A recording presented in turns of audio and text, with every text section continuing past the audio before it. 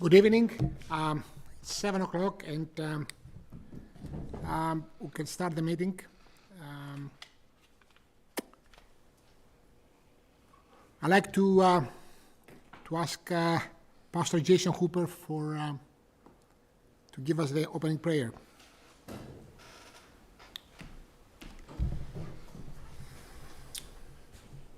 Thank you, Mr. Mayor. Let's pray. Heavenly Father, tonight, first of all, we come before you with heavy hearts as we continue to remember and mourn the loss of Queen Elizabeth II. And Lord, we just ask and pray your blessing upon her family and her citizens, and that in the days and in the weeks ahead that you will just grant them your compassion and peace. We are grateful tonight for our time together here. We are grateful for our town and its citizens. We pray for them, and we pray your continued prosperity, protection, and peace for them. We are grateful for our mayor, our council, our staff, and we pray your blessing upon them even tonight as they lead. May all things be done orderly, and for your glory we pray. In Jesus' name, amen. Thank you, Pastor Hooper.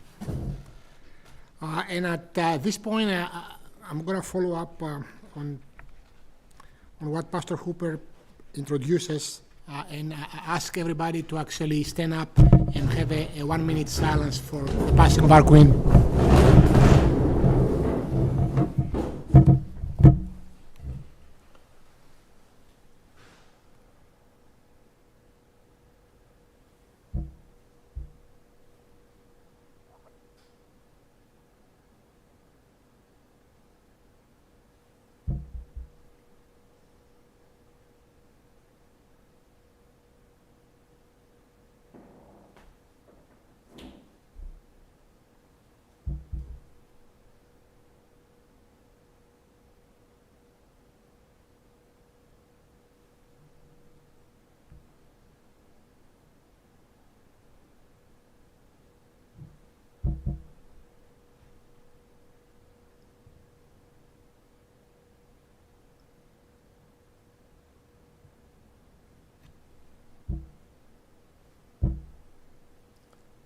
You may be seated.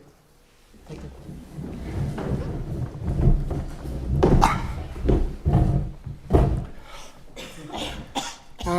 I'd like to have a motion to approve the agenda. Any second? Oh, I'll second it. All in favor?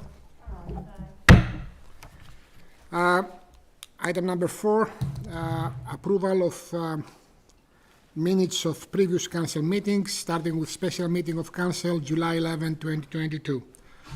I'll make a motion that we accept the minutes of the special meeting of council for July the 11th, 2022.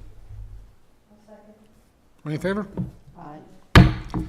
And the second is the approval of meetings for regular meeting of council of August 8, 2022. Motion, please. I'll make a motion that we accept the minutes of the regular council meeting of August the 8th, 2022. Second. All in favor? Aye. Closed meeting of council, August 17, 2022. Go ahead, Nancy. I'll make a motion to approve the minutes of council closed meeting of August 17th, 2022. I'll second it. And all in favor? Aye. And finally, the special meeting of council, August 31st, 2022. I second it. And all in favor? Aye. Conflict of interest declarations. Anyone has any conflict to declare? No conflict declared. Move on to item 6 in the agenda, delegations. And you're going to talk to us about the alumni event for 2023. It's not here. We may have to defer that for later on. Moving on to general reports, general government report. Jason. Thank you, Your Worship. General government report for the month of August, for September regular meeting. We've, with the passing of Her Majesty, Royal Majesty Queen Elizabeth II, we've entered a 10-day mourning period. Flags are at half-mast, and a book of condolence has been set up for residents and area residents to sign at the town hall. And we put up a number of British flags on the main street as well. Canal Beach, much of the work at Canal Beach has stalled as we're waiting for a power hookup plan to be submitted to NV Power. Interior carpentry, plumbing, electrical work remains as the building has been built, but just that work remains, and a sidewalk as well around the building. Some of the finished work around the parking lot is pending as well. Industrial park expansion. We're seeking to determine a determination on the town cost, which is about 6.67% of the total, which gives a dollar amount of about $40,000 and $20. We've had some discussions with RDC and ACOA, and also discussion on possible municipal entity being established for industrial parks, so sort of a crown corp. We are looking at something as an option there. Hillcrest subdivision, the water line has been repaired. The road has been backfilled in, where we will be compacting it in the next couple of weeks, next week or so, and have the road paved by the end of this month.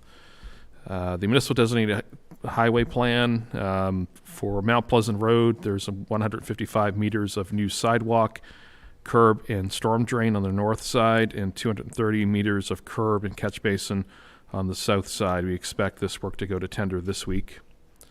The groundwater under direct influence study with our water system, repair work was complete on well 3, as was brought up in that Goody report. And the draft version has been submitted to the province. The Coastal Link walking trail paving has been completed, along with installation of bollards and barriers. Waypoint signage is expected to be installed this month, and it's a lot of use on the walking trail. The Eagle's Nest, over the coming months, we intend to address some of the vegetation growth around the Eagle's Nest, the basin boat ramp. We'll also inspect and repair the stairs, which are likely going to need to be replaced next year. They just have deteriorated. Seasonal closures, both the Splash Pad and Canal Beach are scheduled to close September the 19th, which is next Monday. So it's the final week for both of those facilities. Development housing, the School Street, Carlton Street apartment construction has been put on hold due to some rising interest rates, as the developer stated. So he expects to pick that up in early spring. So we'll keep an eye on that. The lower bridge installation work, with approval from the council, and it's on agenda for tonight. We did have to do an adjustment on the gas tax plan and allocate additional, I think it was $20,000, around $20,500 of gas tax funds towards the work. Primary reason for that is that we did come over on the well number 2 improvements that we did. So, which is about $20,000 short. There's, I believe there's about $20,000 or $39,000 that's remaining in the gas tax account. Main Street, we're still waiting for some of the large cast iron flower pots, much like the ones we already have on Main Street. They said their delivery should be middle of next month, so we won't be using those this year. They'll probably just go straight to storage to be brought out next year. Resurfacing of the basketball and pickleball courts. This is something that's been just like a pickleball or basketball. It's been thrown back and forth, just trying to find some schedules that work out for both the contractors, Funday Fencing and Plex Playtech, which is the resurfacer. Both areas have received funding. We are still hopeful to have the work completed by the end of this month. If not, the schedule closes in. The work will have to be done in 2023. So I just met with Funday Fencing today. They're pretty optimistic that they'll have everything complete on their end. So we just need to get the resurfacing company in by the end of the month. The baseball field. Town is looking to continue efforts improving the baseball field. The field was recently become active even tonight with the Fundy High varsity team. So they'll be using the field as their home team.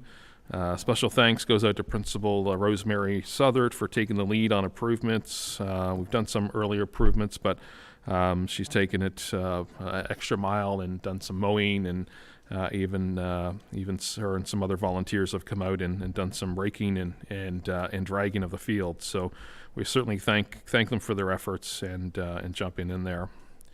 Eastern Charlotte Chamber of Commerce, the Chamber will be running the business office upstairs in the town hall, and they'll have that until the end of December. So dangerous unsightly premises, we still have 3 open files. 2 building permit rejection files are as well open as well. And resident complaints, primary complaint that we have received over the last month has been ATVs on the main street. And so once again, we do advise people that despite the fact that there's a proposal with the town from Quad NB, nothing has been approved, so ATVs are not permitted on the town streets. So G&B off-road enforcement was in the town this weekend, both Saturday and Sunday. I'm not sure if they made any stops, but complaints have also been passed on to the RCMP, and so they're aware of the situation. And just other things that are coming up. A national holiday is September the 30th for National Truth and Reconciliation Day, and the stat holiday on Thanksgiving, the 10th. So that's a general government report. Thank you, Jason. Any questions? I have a question. Some parents have reached out to me regarding the maintenance of the field, and I was just wondering are we responsible for the maintenance? We are. The town? Yeah. Okay. Yeah. Is there anything that we can do, because of the complaints, is there anything that we can do between now and say November or December that we can help them?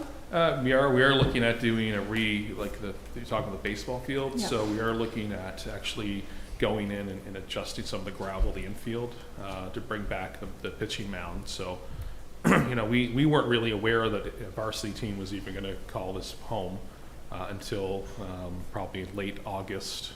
So we did have some plans to do some things, like we did install foul poles and distant numbers out in the outfield, readjusted some of the fencing. That still has to be done as well, some further fencing, but so we're trying to play a little bit of catch up. That's why if people have plans with using town infrastructure, that we probably need to be brought into the conversation quicker, just to set expectations. And it would be great if we could just drop everything we're doing and get to the field and drag it and mow it and everything else. But even late last week, we were contending with making sure the flags were up on Main Street, and it was not something that we had planned. Any other question?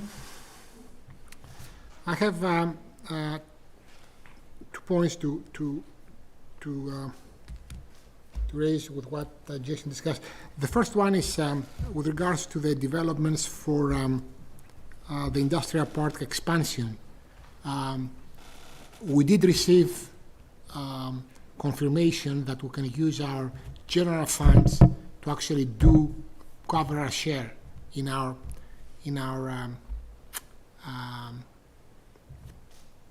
engineering study and EA for the expansion. However, as we discussed previously, there is a new development that in the new entity, industrial parks are going to be covered by the entity. So although the development that we are contemplating in St. George relates to water and sewage, because that development is primarily contemplated for the industrial park, there is a great incentive to protect the residents of the town from any risks associated with the development, to actually set up a corporation which is going to take care of this development. And that is something that the CAO and I have been exploring by talking to St. John, that already has set up a corporation for industrial parks. So if we can achieve that and set up a framework for an industrial park to handle the expansion, then we manage to actually take over the shoulders of our little town the potential risk and costs for the industrial park expansion and share it with a bigger community that's gonna get the benefits from this expansion. So I would have liked to actually authorize Jason to spend up to $2,000 on legal fees to explore setting up a corporation. And I would like us to actually green light him the authority to actually look at that thing. So I just wanted to, if you have any thoughts about that. And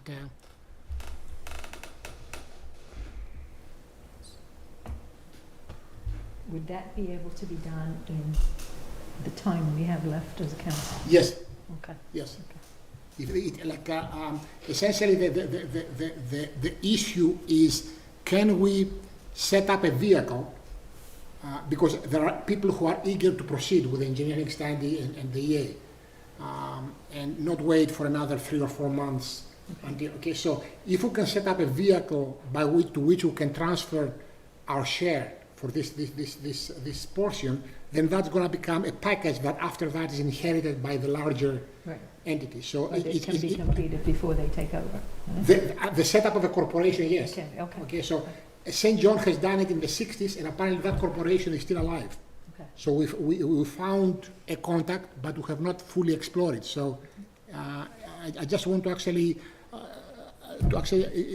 authorize Jason as we are progressing to not have to wait for another meeting to actually spend $1,000 in corporation fees and legal fees and to set this vehicle. You want Jason to check with whom now to set this corporation up, or could you explain that just a Yes, little bit further, please? I say that in order to be able to actually take the risk of that development from the limited number of houses that we have in St. George as part of our water and sewage budget, we need to actually try to tie it up to an industrial park venture.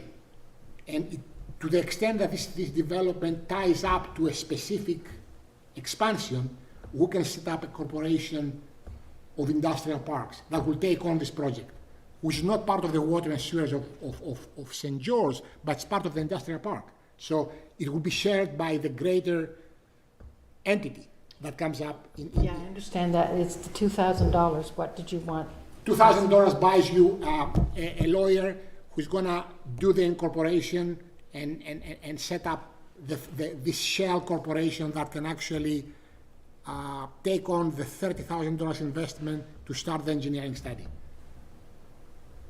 So the investment in that entity will not be the St. George, will be part of that incorporation. We discussed, I think, several times, but it's important to actually inform the people that this is an option that we're exploring, and we authorize our CAO to proceed.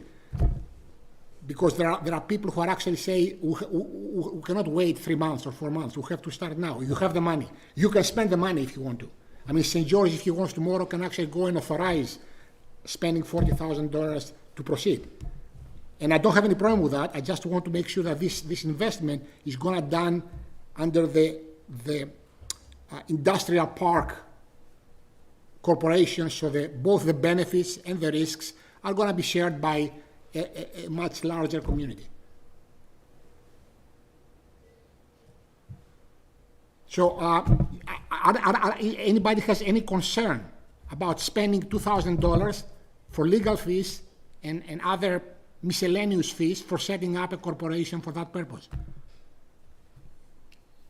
The only concern I have is we spend that money. Are we going to be able to have this corporation set up before we are no longer, or are we just... that was a question from I know, but that's just... The time frame is what I'm concerned about. I mean, we could go and get all the legal, information that we need, but are we still going to be able to do anything about it? Well, I don't propose to spend the money for information. I'm proposing that we spend the money for setting up the corporation. Yeah, I understand And that takes about 10 days. Like from the time in which you submit your incorporation application until you get back an answer from the provincial government. It takes about 10 days. 10 days to set up a Yes, corporation? yes. Oh, okay. I was under the impression that it would take a lot longer than No, 10 it days. does not. If we can do it, and this is what we checked, that some St. John has done it. So if we can do it, I'm proposing that we should actually make that minimal investment to actually try to protect our residents. Councillor Armstrong, you're more up to date on things like corporations and businesses than I am. I'm a PR person, you're a businesswoman. Can you do that in 10 days? We've done it in the last, yes. But, a personal business corporation, to protect you as the business owner, it takes it so that if something goes wrong, you're not going to lose your home, you're Yeah, you're I know, a protected. limited That's company really, type of thing. and yeah. essentially, I think that's what we're looking to do, is take the risk away from the town in regards to whether or not this will go forward or not. That's really what he wants to do. Is that what I'm hearing? So what you're asking, from my understanding, is, so you're asking that the town spend $2,000 plus incidentals, which could be another $150 or whatever, to protect the town from this going sideways. Yes. That's essentially what you're setting saying. up an industrial parks corporation, which right now will be owned by St. George, and come January 1st, by law, it will be owned by the entity. But does that protect us because we're going to lose our corporation as a town? Will that still give us that same protection? Okay. Yes. Because we're no longer going to be an No, incorporated no, municipality. and what we know from the Service Commission and from, I guess, the Transition Committee is that the industrial parks are going to become a responsibility of the entity. So they will are this- dissociated from water and sewer. Will this incorporation be specific to the growth needs that we're faced with right now? For the industrial park? Yes. Yeah, so essentially, because the expansion that we contemplate from the approval that we have received from the government is for a specific industrial park expansion for a specific industrial park client, we believe that we can actually set it up. So if I'm understanding correctly, essentially we have a $2,000 risk to protect us as a community, as a town, or we take the $40,000 risk and it could go backwards on us. That's essentially what you're asking. We will spend the $40,000 if the thing is approved. Yeah. The only difference is that if we spend them as St. George, we set up a precedent that the water and sewer system of St. George is going to be the owner, operator, and risk taker of this venture. Yes. If we actually compartmentalize it as a side venture, as an industrial park venture, then that risk and benefit is shared by a much larger entity. Okay. Councillor Rubin. No, I just, legally, will it carry over? As I said, the precedent is there. The precedent is there. St. John has done it and operates an industrial parks corporation for the last 60 years now. It was done in the late 60s, I heard. So we're now, yeah. So it is there. In fact, the gentleman who now is the caretaker of this corporation from St. John sent us some copies of their incorporation certificates. They are museum pieces, but they are still valid. They are still there. St. John is still incorporated, though, they're not losing their incorporation. Correct. And We are. correct. So our assets, including that corporation, is going to become the ownership of the new entity. We will still be responsible for water and sewer, but we will not be responsible for the No, corporation. I understand what you're Yes. saying, it's just that the residents of St. George, it's user pay for water and sewage, and I don't feel that financially, the residents should be on the hook for anything like the 40,000 and/or an increased rate looking for water for something that is going to benefit everybody as a whole. Do I make sense? No, I understand that's where the 2,000 comes Protect the from. residents But I'm from just saying that that, happening. does it, as Sam said, does it follow over once we lose our incorporation? Because St. John is still incorporated. But that's what the lawyer will tell you. That's part of, but like basically, all our assets, all St. John's assets, including any incorporation that we may have, is going to be transferred to the entity. So, including our logos. I don't know about the logos, but anyways. But why do we have to pay 2,000 when we already have a lawyer on hand? Why do you want us to do another 2,000 to another lawyer? $2,000 buys you the following: buys you a name search, buys you a lawyer drafting the incorporation. How do you call this thing? The letters of incorporation or something like that. Letters of patent. Articles of incorporation. Yeah, letters of incorporation. It buys you the provincial fee, which is about what, $300 or $400? I don't think like that, but. I think it's about $200 or $300. Anyways, it buys you that.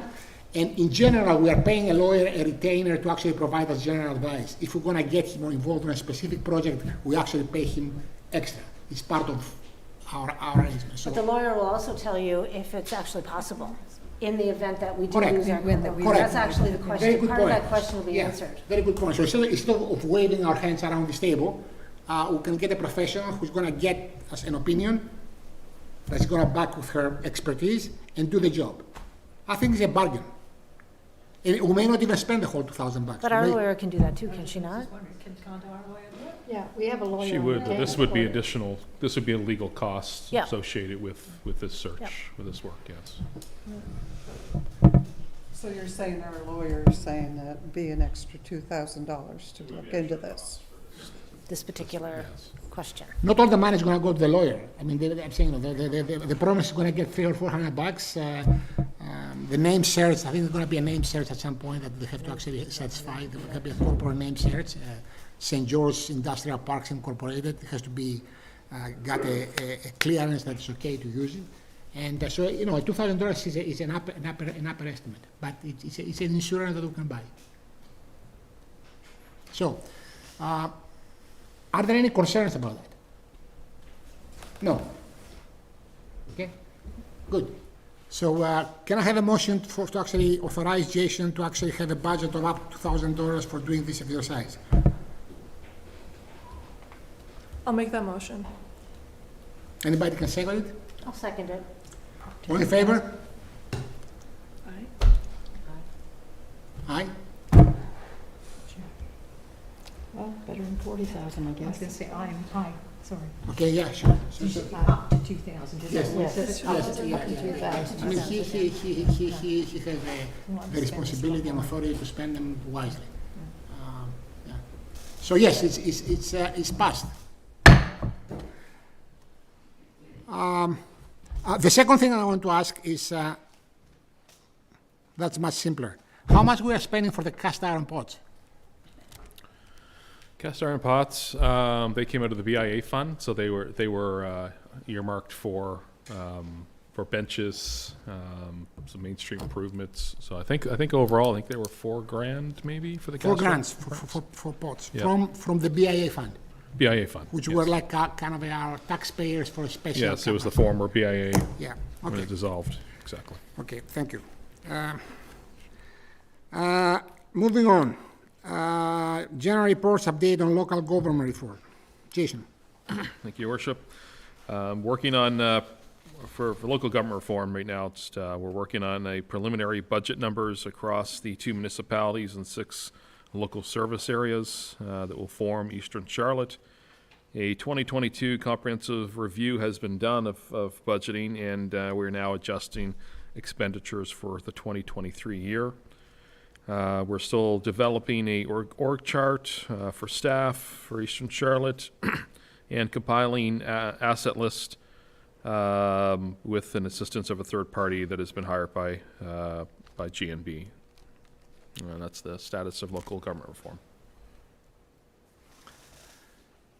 Any question on the update on local government reform?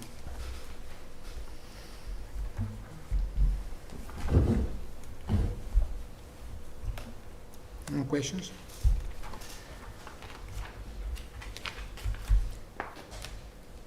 Fire report. Where is the chief?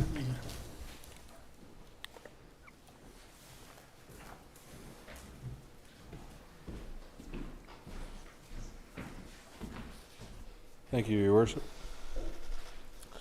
For the month of August, we had 11 incidents. So that would be a typical month, I guess. 1 car accident, 2 false alarms, 2 ambulance assists, 1 mutual aid fire, 1 mutual aid rescue, 2 water rescues, 1 outside fire, and 1 vehicle fire. In training, firefighter Lee has been working on his Firefighter 1 JPRs in conjunction with Musquash Fire Department. So I thanks go out to Musquash for assisting us with that. Bunker gear was ordered for 2022, though I'm not sure it'll be here in 2022. It may not get here till 2023. Firefighters participated in fireworks display in Blacks Harbor, as well as the parade and the touch truck event. And as well, earlier in the month, they attended the First Responder Expo that was the lead up to the musical ride over at the Ganong Nature Park. Also, that's it.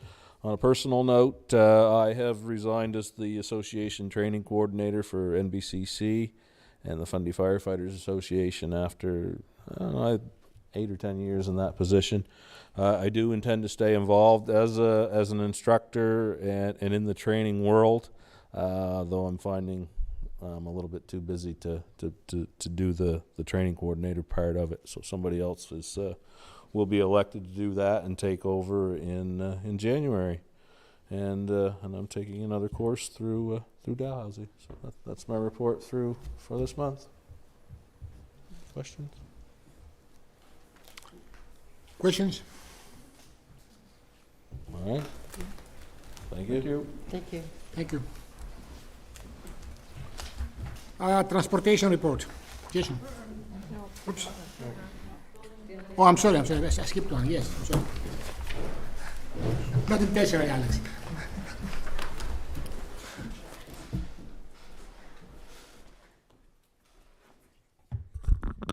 All right, well, thank you, Your Worship. So the Commission drafted the new Town of St. George zoning bylaw 25C for your consideration. This is a new bylaw that would implement your proposed new municipal plan that is being considered for third reading tonight. The new zoning bylaw introduces several new zones and provisions per the municipal plan, and I can talk more about that if you would like when you go to that motion on your agenda. But in order for council to adopt this new zoning bylaw, they must give a first reading and set a date for a public hearing of objections and requests of views of the planning committee. So that would have to go into motion based on your how much more time you have left in your term. Alternatively, if there is a consideration for minor changes, we could look at that as well. But with regard to the municipal plan, the public hearing of objections was only attended by several people in council and myself, as well as the town staff with Jason, and that occurred on August 31st. Regards to development has not been terribly busy this year as opposed to last year. It's just been 15 building permits so far and only 1 new permit in the report period versus in August. The total construction value for this year just totals close to $600,000. And as Jason mentioned, we are working with the CAO on 1 zoning and building enforcement file. So that concludes my report. Thanks. I just want to in passing to actually get some information for the next item. This new zoning bylaw that you drafted. Yep. With regards to different zones, I was discussing with Jason this morning about the new zones that you have included and the particular uses that you have articulated, very, very specific. And I was just wondering if this thing has been, like what kind of review this thing has reviewed from experts as to... If you would like, I can go into some of the the So rationale. you can do it when we discuss it. Sure, I can do that now or then. Yeah, okay, Yep. let's do it later, because I have some questions, and Certainly, yep. Yeah, so, So, okay, and just one question, you said you had only one permit over the last month. yeah, so it's been a fairly slow year. I think it's actually, everything's slowed down in comparison to last year throughout the region, so it's not unusual. Also, just last year, St. George was fortunate to have several large-scale developments, the one in the industrial park, but then several other big files. So it just can happen where you go in these cycles, and it's a bit of a slower year. It's not unusual to be this slow, but this would be on the lower end of what you would normally see for permits. Okay, thank you. Yeah. Any question from anybody? No? Okay, thank you, Alex. You're welcome. And we'll go now to Water and Sewer Report. Jason. Thank you, Your Worship. The water and wastewater report for August 2022. Water consumption for the month of August has increased to 7.2 million gallons with an average daily usage of 241,606 imperial gallons. Some of the increase can be attributed to some extra use in the industrial park for filling a fire protection pond. Water levels in the wells have remained up and consistent throughout this summer. Some adjustment to the SCADA system parameters for well 3 had to be made to eliminate an alarm issue. The catch tank under the chlorine reservoir, well 6, had to be cleaned out due to a broken fitting, causing some chlorine to come out. The trim around the baseboard in well 6 was reattached to the walls as well. Samson equipment reps were down to go over some issues with the chlorine pumps at a couple of the other wells. The injector lances at the wells were removed and cleaned as part of a periodic maintenance program. Chlorine pump settings were adjusted for better performance. Curb stop boxes and rods were replaced at the apartment building at 113 Main Street. The curb stop at 99 Main Street was repaired and lower to avoid being hit during winter plow operations.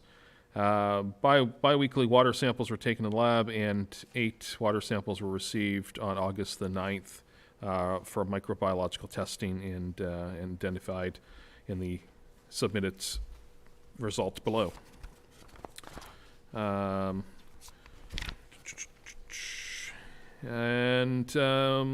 New thermostat was installed at the booster station. A repair done as well in the well casing, well number 3, which was mentioned earlier in the GUI report. So that was part of that groundwater report that we did. Water flushing and samplings were done at well 3. Once that was put back together, we went back to well 2, did some painting there on the door.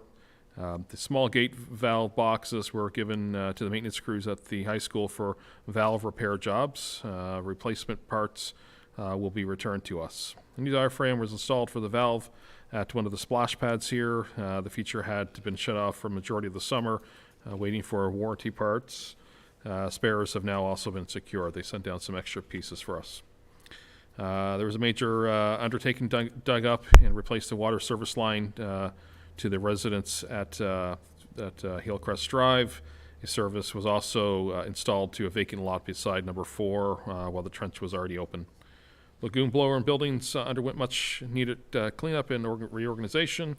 Annual servicing has started to the blowers with the intake air filters to the building being cleaned. And new air pressure gauge installed on the outlet line at well 2 or Lagoon 2. New markers were installed at the post around the sediment pond for Lagoon 2 as well. And recurrent issue for sewage lift station 8 on Campbell Hill was addressed and sorted out with the faulty control. The sewage lift station pump rep for Xylem in Dartmouth was in to check on their system to go over some future needs. And we did sort of a bit of an inventory analysis of our sewage lift station pumps in town. A site visit from the government reps regarding the future innovations of lagoon and wastewater handling was also made. Went over some of the ideas being addressed to help limit harmful gases emissions, alternative ideas for waste management. There were a couple issues with the storm sewer lines on Brunswick Street being addressed Both are on private properties, but affect our system as discharge into our main. And that is the end of the water wastewater report. Thank you, Jason. Questions? So that was an alarm issue and not an alarming issue? Yes, just alarm. Because I wondered what the alarming issue was. Yes. I'm just scattered here, so.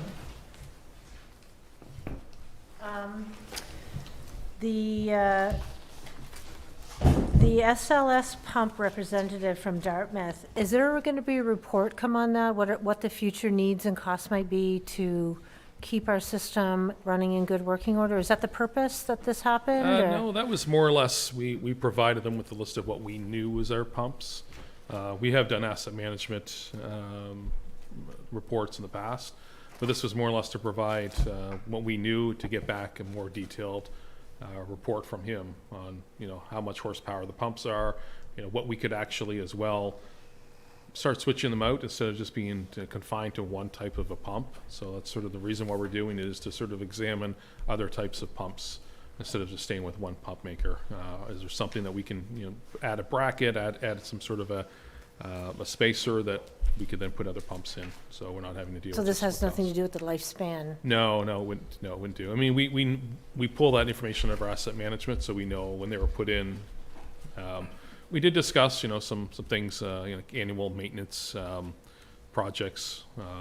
So we will probably be bringing in the manufacturer to come in and do an actual, I guess, a bit of a training for some of our guys, because we do have 2 to 3 new guys. So. Mhm. So then that takes me to the next one, around the government reps coming in and talking about limiting harmful gas emissions. Again, is there a report on how we can work this through, and just No verbal? report. No, this is just more or less a preliminary discussion on what we're doing. Sewage lagoon is a very preliminary way of treating waste. There's other ways of doing that. So we just more or less was an information session, to sort of as well make some contacts with them, and who in our industrial park is a contact for them as well. So most of their focus is certainly on industrial waste, not necessarily residential waste. So the storm sewer lines that are on private property, is that a cost that the town has to absorb, or is it shared by the homeowner and the town? Be shared by the landowner, Shared. yes, yeah. Okay. Actually, Jason, you're talking about the bio-NB, right? Yes. Yeah. I just want to actually, a very semantic thing. It was not a government agency. In fact, it was an NGO, non-government organization, which is, it's essentially getting, try to put together industry and government programs together for potential anaerobic treatment of organic waste, which will produce gas that you can burn and produce power. So if the industry was interested to actually go through that way, and there are many incentives for the industry to go that way, it could have actually take some waste out of our hands, basically. And that was where essentially, and the healthy thing is that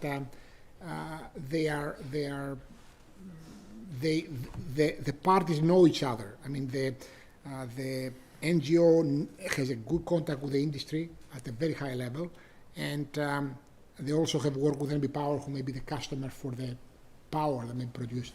So it was a very useful meeting. I found it a very useful meeting, and when we met some of the industrial park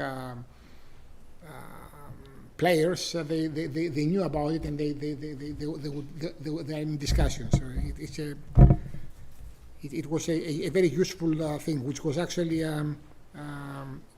brokered by a resident of St. George, Stanislav. Thank you. Yeah. Any other question?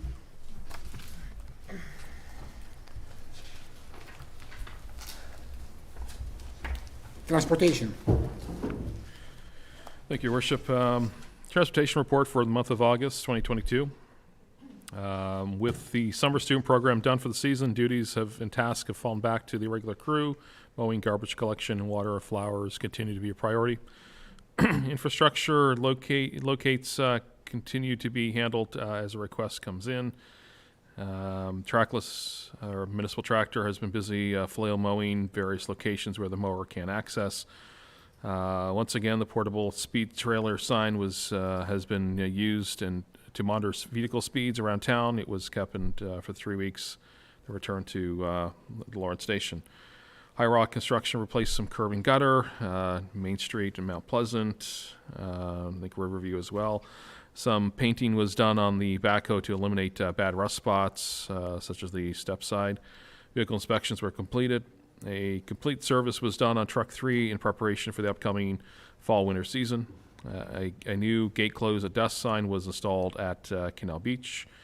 More asphalt patching was done at various locations. Garbage cans were replaced. A new picnic table was placed at the Eagle's Nest and Splash Pad. Broken sign posts were replaced at the vacant lot at the corner of Riverview and Main for pedestrian crossing. And a memorial tree was planted by the Dunwoody family at Dunwoody Corner. The high school reunion group borrowed some of the items, such as just the wooden barricades. A little gravel was donated to fill a spot to make the area safer. A small washout area at the driveway to the booster station was filled in. Some damaged, vandalized walkway boards were replaced at the Adventure Center. Picnic tables had to keep shifting around at Canal Beach as people move them onto the beach and back. A new swing was installed at Canal Beach as well. A piece of plexiglass was installed here at the playground at Macadavic Center. With the tennis courts being overhauled to set up the pickleball nets, some of the old tennis nets and posts were removed and stored at the vacant building at the Adventure Center. A major clean organization was done to the garage at the town hall. Hangers were installed for grass trimmers, as well as stock water material sorted out. Bucket truck was rented by Lookintel Auto to remove the grad banners. And an access road at Prince William Street was mowed through. We temporarily use that road. It's not really a road, it's an official pathway, I guess, while we shut down Hillcrest Drive. 2 signs were replaced after the Hillcrest job was done. Both had to be replaced for access for machinery. Had to be removed. Sunken spots in the vacant lot at the end of Brunswick Street were filled in. Topsoil was used to fill in a couple holes along the Day Adventure Center walkway. Table at the Upper Falls Park was removed for wheelchair access. It goes along with the wheelchair picnic table that we have at the lower basin as well. And a building at the Day Adventure Center is being used for storage. It was a vacant one, and they did some sort of to prevent unwanted access, did some work down there. 2 of the mental health awareness banners were taken down, and we replaced those. We had some on stock that were replaced. Some barricades that were loaned out for work at the Upper Falls Dam to block off the yard for vehicles. Truck 3 is beginning to show some signs of electrical issues that will require attention in the near future. Primary diagnostics at our shop has not located the issue, so more depth searches will be needed with better equipment so they can be done. It's a transportation report. Thank you, Jason. Questions? What year's Truck 3? How old is it? 15? 15 years old? When's No, it 15, due? 2015. Oh, 2015. When's it due for replacement? We typically try to get 10 years out of those, Okay, 2015. so we got a ways to go 2025. then. Okay.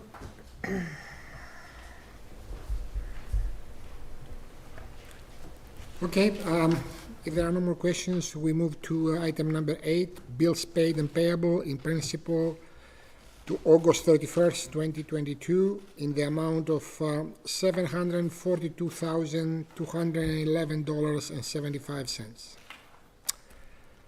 Questions?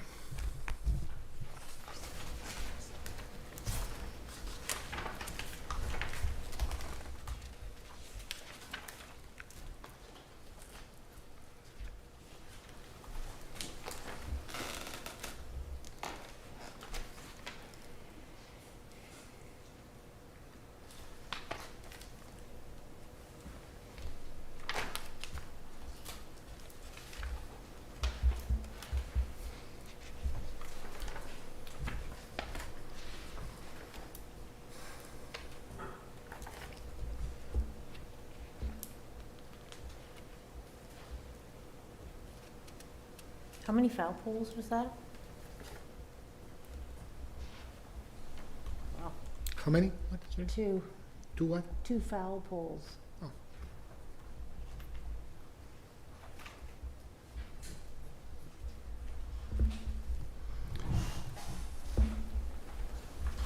I have no questions. They're all happy? I have no questions. I'm good. Okay, so no questions, okay? That's a new one. Can I have a motion for approving? So move. I'll second it. And all in favor? Aye. So it has been approved. New business, back to Alex. The new municipal plan by law 24C. So I guess we have a second and third and final reading for this bylaw. I'm just wondering how you want to handle it. Are there anything that you want to add, Alex, from... With regard to the municipal plan, I don't have any more comments. I think we've gone through it now with, I believe it's been 3 meetings, with the first reading, the public presentation, and now the public hearing. So if there's any questions, I'm happy to take them at this point. Any questions? I think we have done quite a lot of work on that one, too, I agree. So how we handle the second and third reading? We'll just need a motion. So it'll be a second reading of the municipal plan. This will be by... By title only? Pardon me? By title only.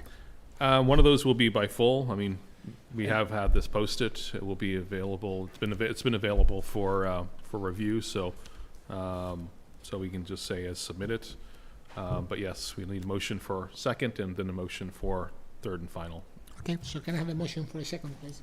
I make a motion for the second reading of the municipal bylaw plan 24C. I'll second it. And all in favor? Aye. And third and final reading, enactment of the municipal plan by law 24C. That's a lot of reading, That'll be third and final reading, yes. so we're gonna read it, the whole thing? No, we don't need to read the whole thing. It's, it has been made available. It's been on draft since then, so, Just check. so yes, as submitted in its current form. So can I have a motion? I make a motion to accept the third and final reading for the proposal for the Town of St. George Municipal Plan Bylaw 24C. And I'll second it. And all in favor? Aye. Excellent. It's going to receive royal assent soon. Correct. Thank you. Moving on, the new zoning bylaw 25C. And that, I suppose if everybody has a copy, is what Jason sent us. There it is. Your worship, so this would, that's correct. So Alex can certainly offer an introduction for this bylaw, provide some background.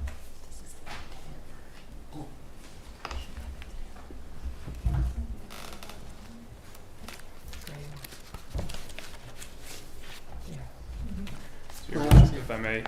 So, yes, this bylaw that you have, which you would have received, and the public wouldn't have seen yet, because you have to consider if you're going to refer this public for a hearing. But this is a bylaw that would implement your municipal plan bylaw that you've just passed. The bylaw contains the zones that were laid out in the municipal plan regarding the proposed zones. So there's 5 what's called urban zones, and then the 3 what's called rural zones. So this zoning bylaw is unique in some regards. You'll see it's quite different than what you had.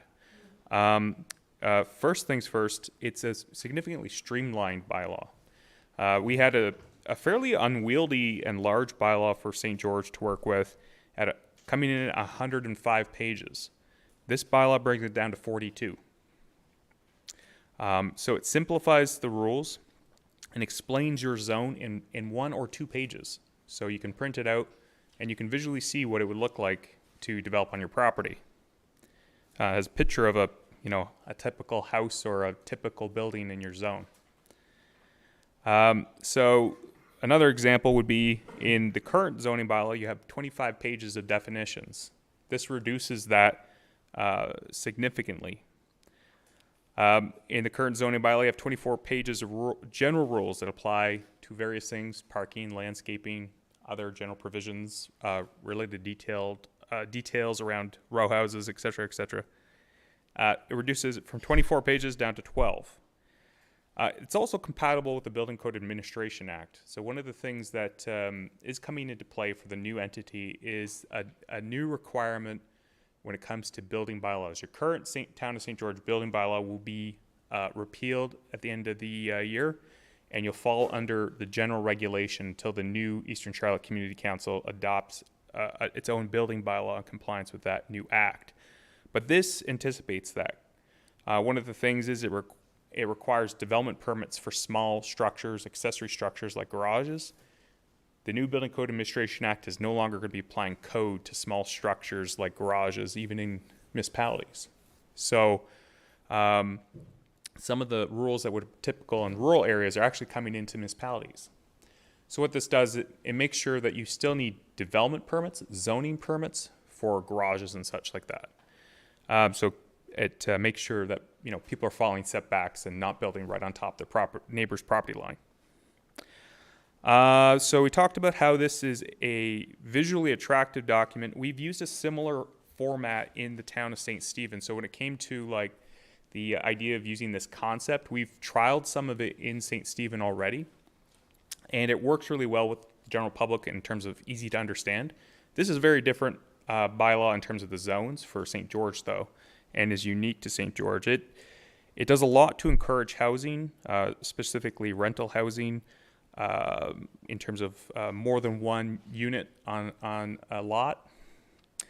It does also encourage commercial and institutional development at appropriate scales in various types of zones. You'll notice there's no specific residential zones, and that comes right out of the municipal plan as we propose it to you. But it has different intensities. So certain areas that were traditionally residentially zoned might have the U1 designation. So that's your zone with lesser population density and smaller scale other types of uses. So stuff that's not going to change the character of the area away from residential. When it comes to climate, there's lots of provisions in there related to climate change that weren't in the old zoning bylaw. The old zoning bylaw had a different approach to dealing with floodplains. It kind of just said, here's a waiver, you can build at your own risk. This doesn't do that. And there's a reason for that, because just signing a waiver it's not taking it far enough, in my opinion, my professional opinion. You need to set down really good rules when it comes to developing in areas that are subject to flood risk. And we're proposing that you put in some standards related to people developing in known floodplains, but also when it comes to the Macadavic Basin, where that will be subject to some sea level rise. We also talked about how this is a very unique zoning bylaw in terms of visual appearance and how people can read it. Also in terms of what it can encourage in terms of development. Very flexible for a lot of people, how they could use their property without throwing away all rules or regulations. What we're trying to do is hit the balance that the municipal plan aimed for. But also does a number of things other than just encouraging the right kinds of development. It also protects agriculture in a way that the current zoning bylaw doesn't. For example, reducing the sizes of lots that you can develop in agricultural zones. Now, not every part outside of the service boundary of St. George is zoned agricultural. There's a number of areas that are left rural settlement. So these are areas where you could do the 1 acre lots, potentially smaller if you have access to a sewer water line, where you can do camps and so on. But in the areas that have really good agricultural viability, we put those in this sort of protective agricultural zone. So that reduces potential for small lot subdivisions getting in the way of people running farms. So I think that's something that's come up recently as a pretty big and important issue for the community.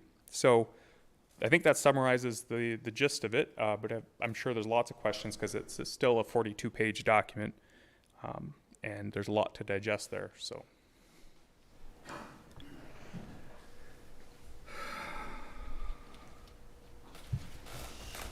I'm gonna start from the right. Any questions?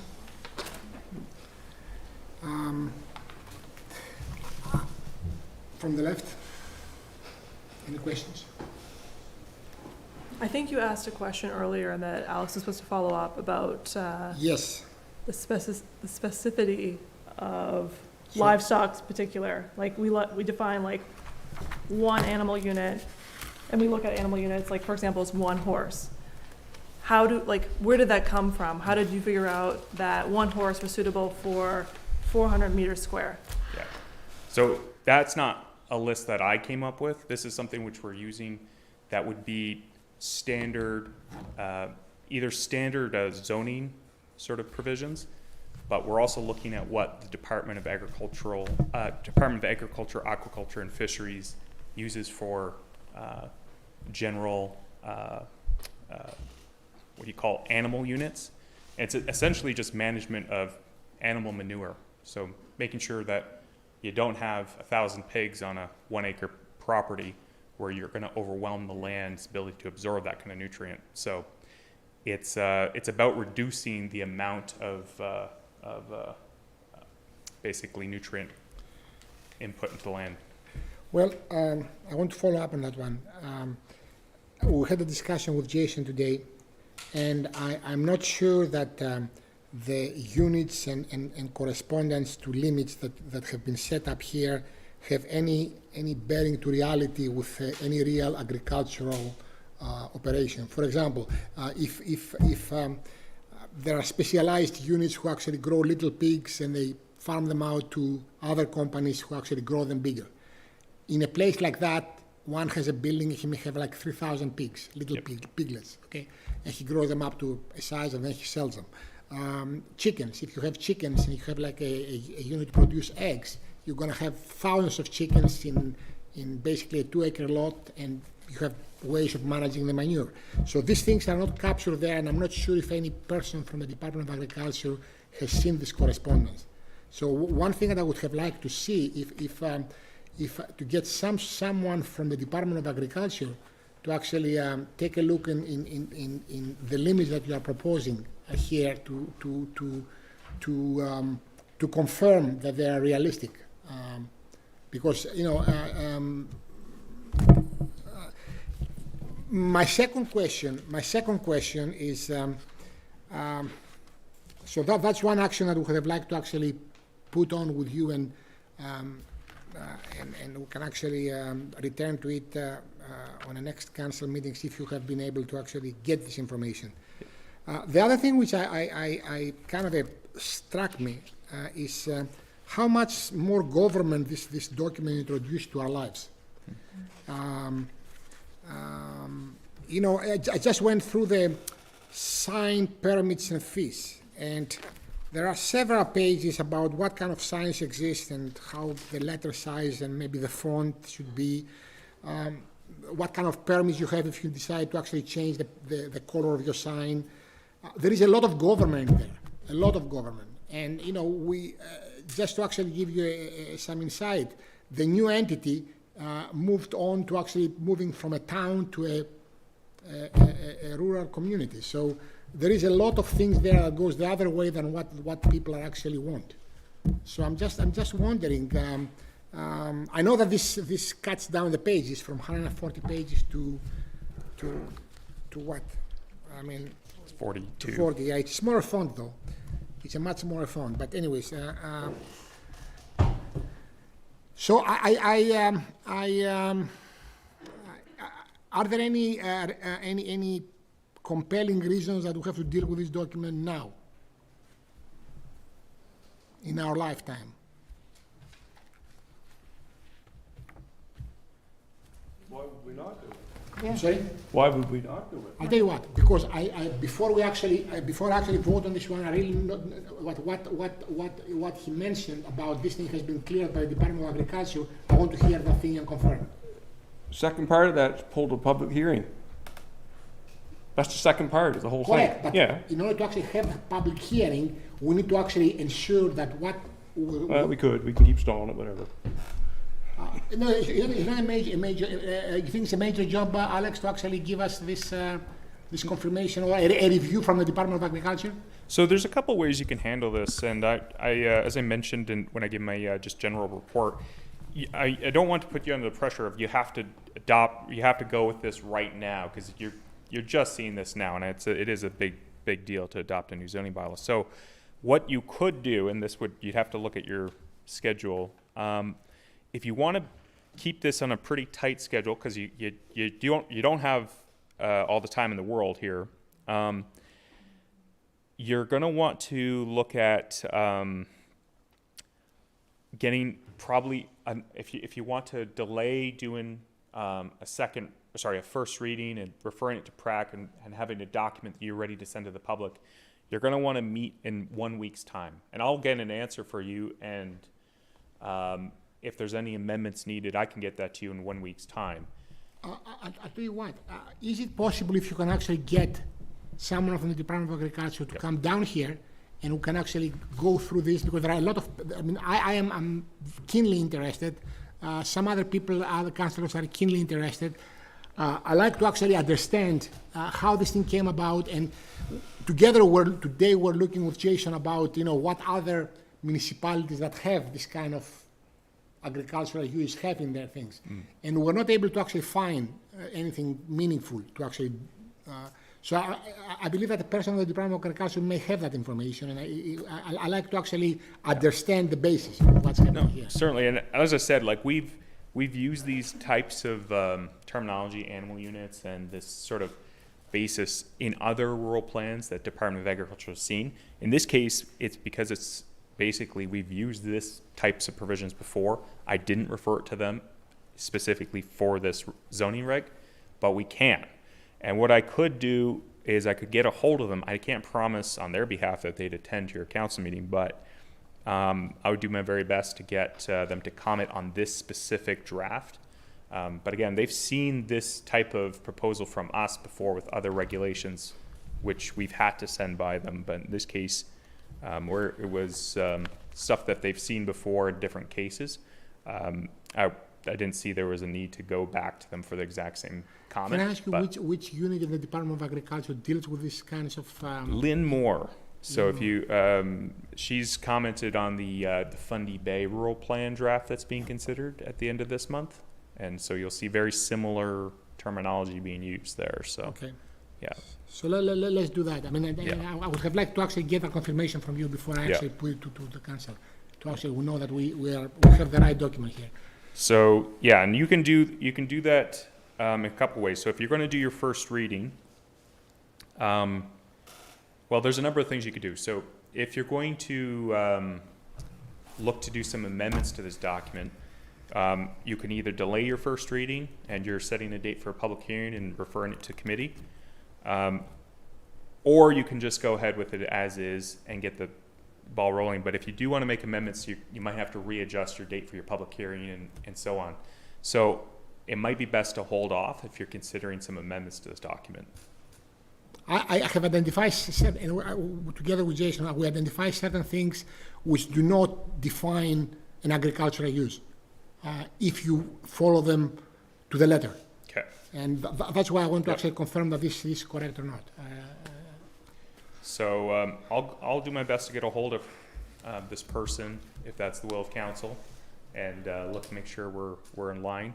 And if there's any other things council would like to communicate tonight, I can make sure we get something in place. Again, we have a pretty short time frame here, so I would suggest getting together in at least a week from today to do your first reading with the new amendments and so on. The other thing which I mentioned earlier is like about, say, signage, for example.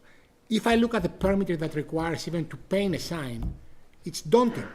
I mean, for a small community of 1,000 people or a rural community to actually have to actually apply for a sign, to paint your sign. I mean, are we trying to introduce solutions for problems that do not exist? And I'm just trying to understand why these things are even there.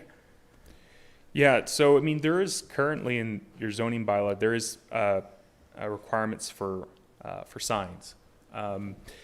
What this does is it actually introduces several categories of signs you don't need permits for, but it's very, very specific about signage. So if there's a category or there's something council's seeing that you say we really don't need a section on portable signs. What you would do, you either can do one of two things. Say, here are rules for portable signs, but you don't need a permit. We're trusting the public to follow the rules that we lay down, but we're not going to chase people for a permit for it.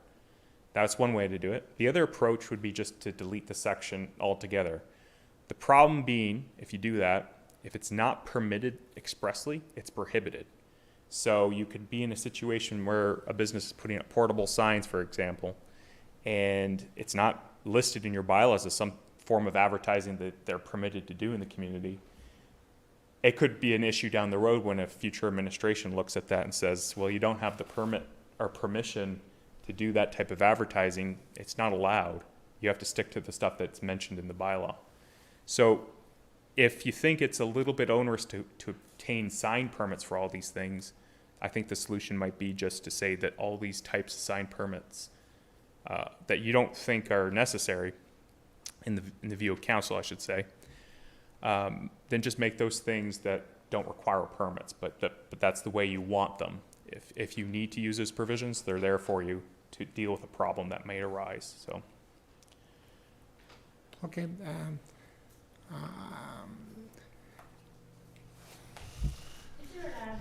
In this zoning bylaw for education in terms of, I noticed that in this particular bylaw, based on our old one, is the terminology. You go from, residential to U, and there's some changes that confuses me as the reader, but it's going to confuse the community as well.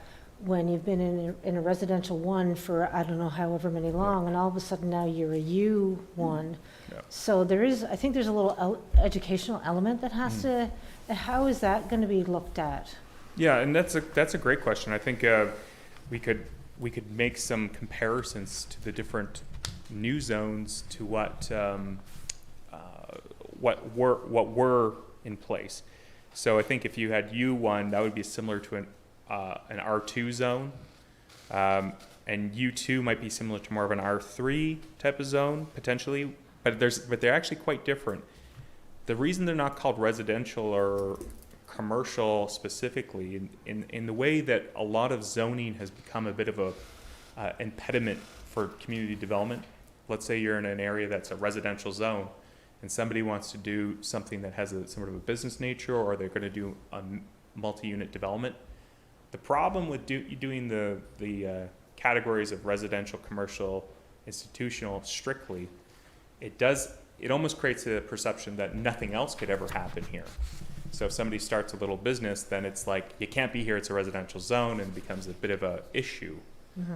So when you kind of say, well, we're just all in this sort of built up area of the municipality, and this is at various degrees of intensity, and we're in the lowest intensity area, it takes away some of that perception that other things don't belong here. So it's just trying to say that it opens that up a little bit. So that's kind of the idea behind that. Yeah. Okay. Well, the problem that I have with that is I think landed on my desk today, and same with the other councillors. I mean, we have a lot of questions ourselves before we say, oh, let's vote the first reading. It's Thursday. We've had it. When you have it? We've had this. I've read it twice. Okay, this It took me twice to try to understand it. Yeah, that's what I'm saying. No, but I read it. Yeah, And then we just got this. Yes, so I have. It's just the various, 3 designations that you told, wasn't there in there? Yeah, so what you would have seen in your package Thursday was the same document, but when we were going through some things with the map, Jason picked up a property, and we picked up 3 properties that needed to go from our U1 or U2 to U3. So I think it was. So that's what I'm saying. There are a lot of. It's a new thing, and there are still. I mean, there are things that we are still finding. So and there is nothing urgent about this thing. No, I mean, we have had it before tonight. And I do have a problem philosophically about the fact that we are moving in a direction of a lot more government in very little things, try to solve, having solutions for problems that do not exist. And anytime you do that, there are problems with the community, with the businesses, with the residents. I just need some like if you can actually get us some information with regards to, first of all, confirm that what he has there passes muster with respect to units, for example, for farming and animals. And us perhaps have a discussion about, do we really need to actually have all these sign bylaws? Do we need to have all these permits? Like if you want to actually change the color of your sign outside, I mean, a hairdresser, does he has to go to St. Stephen and apply for a permit and wait for the permit and then have an inspector come to inspect whether or not it's painted the right way or not? It's a lot more government. So I think it's worthwhile to actually have this discussion before we say, let's vote for that. That's my thinking. I'm comfortable with 1 more week. I'm comfortable with waiting 1 week. You want? I am comfortable with waiting 1 more week, Yes. yes. So, okay, so. So if I could propose this, Your Worship, is it possible that council could meet again? I don't know what your schedule is too, Jason, but is it possible council could meet again to do like a bit of a workshop? Like if you get your comments to us, then we could make sure that they're all on the record, and then we can go section by section to see if there's anything that would be amended. It's a two-way, I mean, it's a two directions. I mean, you have to do some homework and we have to do some homework, right? Yes, yeah, so I agree with what he proposed. Like, we do need to have a pow within the council about this thing before we say, let's green light it and move on. Yeah. As council. So we wouldn't be scheduling a special meeting in a week's time.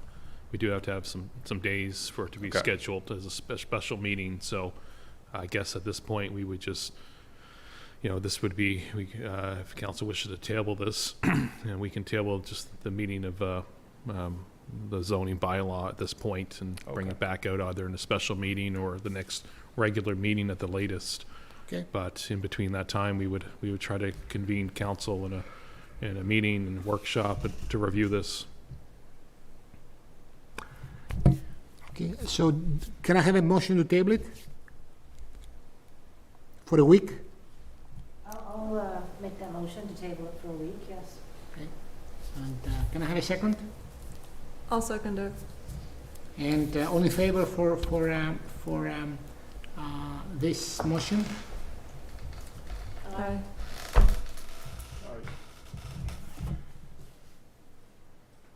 Okay. Thank you.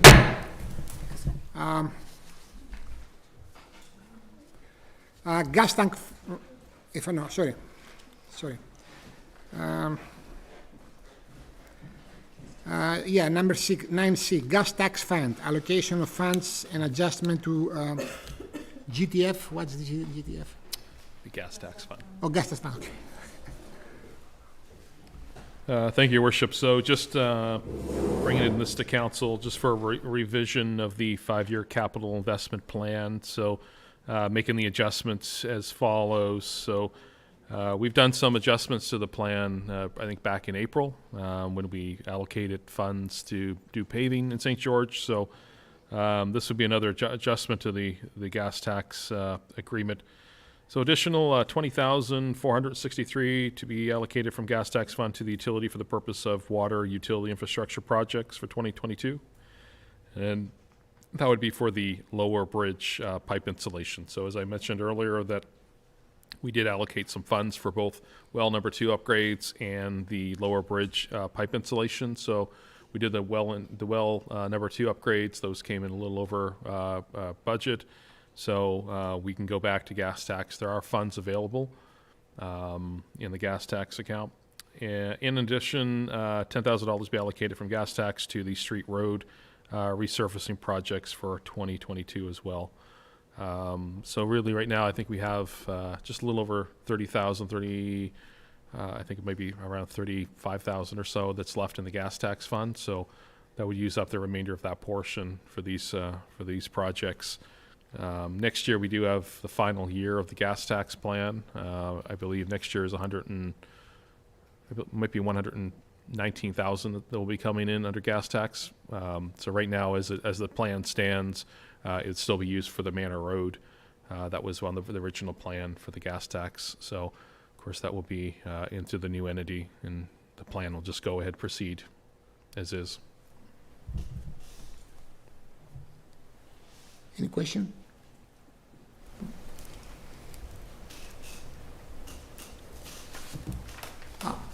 If I may, I want to ask, just before we move on to the next one, I want to ask Alex a question on the, it just came to me, I had it wrote down, but I forgot to ask it. With that new zoning bylaw, a building like the one that we are building now on Canal Beach, if it was inside the town, would have been able to be built? Yes. Do you want me to go up there? I think it's a reality check that I want to actually. So your question is in Canal, where you're building that new building, could that be done under the zoning bylaw? Well, it really depends would be the answer, because it depends what zone it would be located in. But if we were using the same sort of rationale that was used in this document in the St. George LSD, what it would be would probably be in the conservation zoning category, which is mostly parks and open space uses, which this would be accessory to that and be permitted. I'm talking about flooding. And the other thing we would be looking at doing with that would be to make sure that all your electrical and other kind of key plumbing components are considering the flood line. So that would be one of the things that would be required. Okay. Yeah. Thank you, Alex. This one I'm not sure. Okay. Thank you. We still gotta make a motion for this. Which one? The one that we were just talking about, the gas tax one. You gotta make Oh, a yes, motion. yes, sorry, yeah. If we don't have any question about the gas fund, tax fund, we need a motion for the allocation of funds as per what Jason had proposed. Okay, I make a motion that we do the allocation to put the funds into the gas tax fund. And The exact wording, move that the document entitled Town of St. George Revised 5-Year Capital Investment Plan for the GTF Administrative Agreement 2019 to 2023 be adopted. Second. in favor? Aye.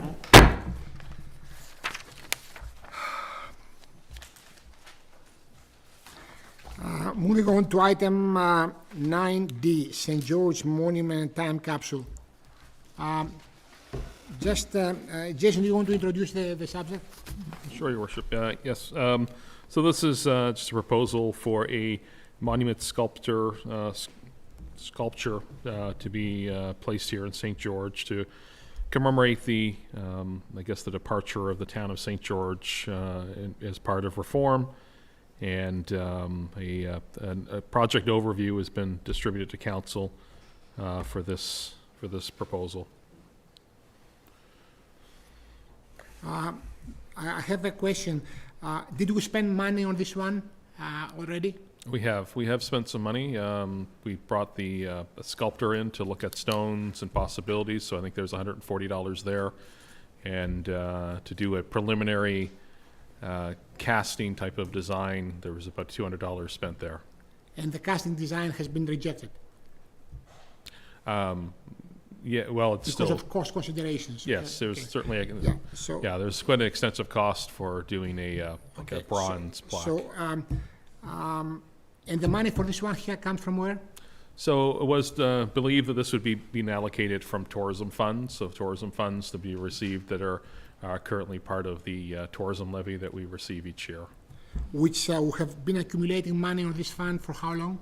That's been in act since 2021. 2021. So we started collecting money in 2021. Correct. And have we spent any of that money? Money each year is spent for tourism items. I mean, it's what we would consider as anything that we'd find as a tourist draw to St. George. So, I mean, a thing like a splash pad operation could be considered that. You could even consider, anything to do with recreation, like Canal Beach operations and upgrades can be considered that as well. So we have used some of the funds. So as of right now, there's only two accommodations that are paying into that levy. So, that will be looked at, I'm sure, in the near future. But right now, it's the motel and the hotel that are paying into the levy. So can we use some of that money for the stuff that needs to be done at the Eagle's Nest? You Yep. have, Anything really 'cause that's that's tourism, considered that's a a tourism tourism spot. area. And certainly the Eagle's Nest, we've received a lot of money in the past, the last few years from tourism, Department of Tourism for upgrades there, yes. Yeah, I'm also thinking that maybe some benches and some garbage cans along the new coastal trail would be something we could Yeah, the use? coastal trail's not complete yet, so we're still looking at benches, but certainly, I mean, that, you know, I don't think there's a whole lot of funds in for benches. In fact, I know there's not. I mean, we do spend, you know, $4 or $5 grand on actual municipal benches when I think they only have $2,000 left for some of those add-ons. So yes, it could be used for those things as well. I had some questions on the budget that you have proposed. There are small items, but they're about a few $1,000s. The stones were supposed to be donated. Has anything changed? Yes, the stones have changed. I contacted the owner of those stones, and He wants $200. he wants $100 each. Yes. Okay, so I thought they were gratis. And the second thing is, with regards to the safety supervision, you put there about $1,500, from what I said. That's correct. Why is that? Assistant. So there was, we just looked at the cost of a minimum wage of having something, a worst case scenario, that if we had to have somebody hired to assist the sculptor. So there's a safety concern that he raised of working alone. So worst case scenario is that he would have somebody there. Now, we did look at bringing the sculptor work to the town hall. Yes. So that he would have to work during business hours of the town hall. Now, it's not always somebody there in the town yard, so, you know, I mean, that's something we'd have to discuss with him to make sure. But at this is again a budget that's looking at the far reaches of how much this could cost just for the sculpture. And where was that sculpture was supposed to be put? Once completed, Yes. so it will be, I believe it's going to be put in the front of Macadavic Place here. So it's going to be like a St. George monument in front of the Macadavic Place? Correct. Okay, for the town of St. George, which I guess is Correct. going to seal its chapter on the thing, okay? Okay, so you, this email that I have here now, you're telling me that if we went ahead with this, that the monument/sculpture is going to cost the town of St. George $18,450? That's what we're budgeting. Correct. That's what you're saying, is like, with this sculptor, I went online and looked him up, and like 6,600, 3,000, 1,250, 1,800, 5,000, $18,450? Is that 1,800? correct? $18,450, correct. I just wanted to make sure that I'm reading it the way, Correct. So that wouldn't include anything such as a time capsule. That would be addition, any type of, I guess, and this is all for a landscaping. time capsule. I thought we were just talking time capsule. We seem to have got carried away with all this. I personally would think that the town of St. George residents would probably shoot me as a counselor if I said, yeah, go ahead and spend $18,000 for a time capsule. I'm sorry, that's just my opinion. I thought we were talking about a time capsule, that we were going to get a small piece of granite, drill a hole in it, and put a capsule, either stainless steel, aluminum, whatever won't rust, and inside of that we could put things that would be particular to the town of St. George and seal it over and maybe put a little plaque, $1,000, and we're done. I mean, With a plaque, $1,000. yeah, with a plaque. I mean, like you put a little plaque on the front and says time capsule 1904 to 2022, or town of St. George was incorporated, something very similar, and just, as you say, set it out front here. But to hire a sculptor for $6,600 and to pay X number of dollars for him to stay at a hotel, and then to do $3,000 for his expenses, $3,000 for tools. I want to know what kind of tools he's getting for $3,000, because I'll go out and take my little hammer and put a hole in a piece of granite, but maybe I'm being facetious or being silly here, but no way. I don't want to have anything to do with $18,000 for a time capsule. I'm sorry, that's my opinion. Okay. I do, okay, a time capsule, like I said. So I guess I want to actually hear, first of all, if there is any support for anything close to that budget. Not close to this No, I'm point. asking the other councillors there. No, I'm not in favor of it. Okay. Not for that price, no. Can I ask you, did you pay $5,000 for the washrooms for a tourist center last year? That was from that same fund? The washrooms for the tourist center? Yes. Like for the tourism center. we pay That like- would have come out of for the VIC at Granite Town Farms. So it comes from the We tourism would- levy? We would have contributed money, yes, to Okay, their so- use. Okay, so. Last year, they were still in sort of a gray area, whether or not they were still the visitor information center, so, council at that time, I think this was the previous council Okay. voted to approve that. I'm just, if we don't spend the money which has been allocated from this fund, I think we have a responsibility to the taxpayers of New St. George to actually return that money.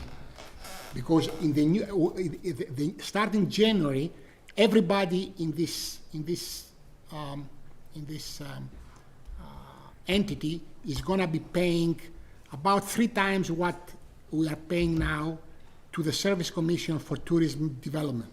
So there is a need to actually look at the bylaw and say if we're gonna continue having it or not before, and then decide about the money. But yeah, you may be right. There may be things that we can do on the English nest or whatever. But there is a need to actually. Yeah, so I think there are other things we could spend the money on tourism related rather than spend Before January. $18,000 on, yeah. Before January. Yeah, Before January, yes. definitely. Oh yeah, so Yeah, okay. there's lots of areas, like you mentioned a washroom, there's picnic tables, handicap picnic tables.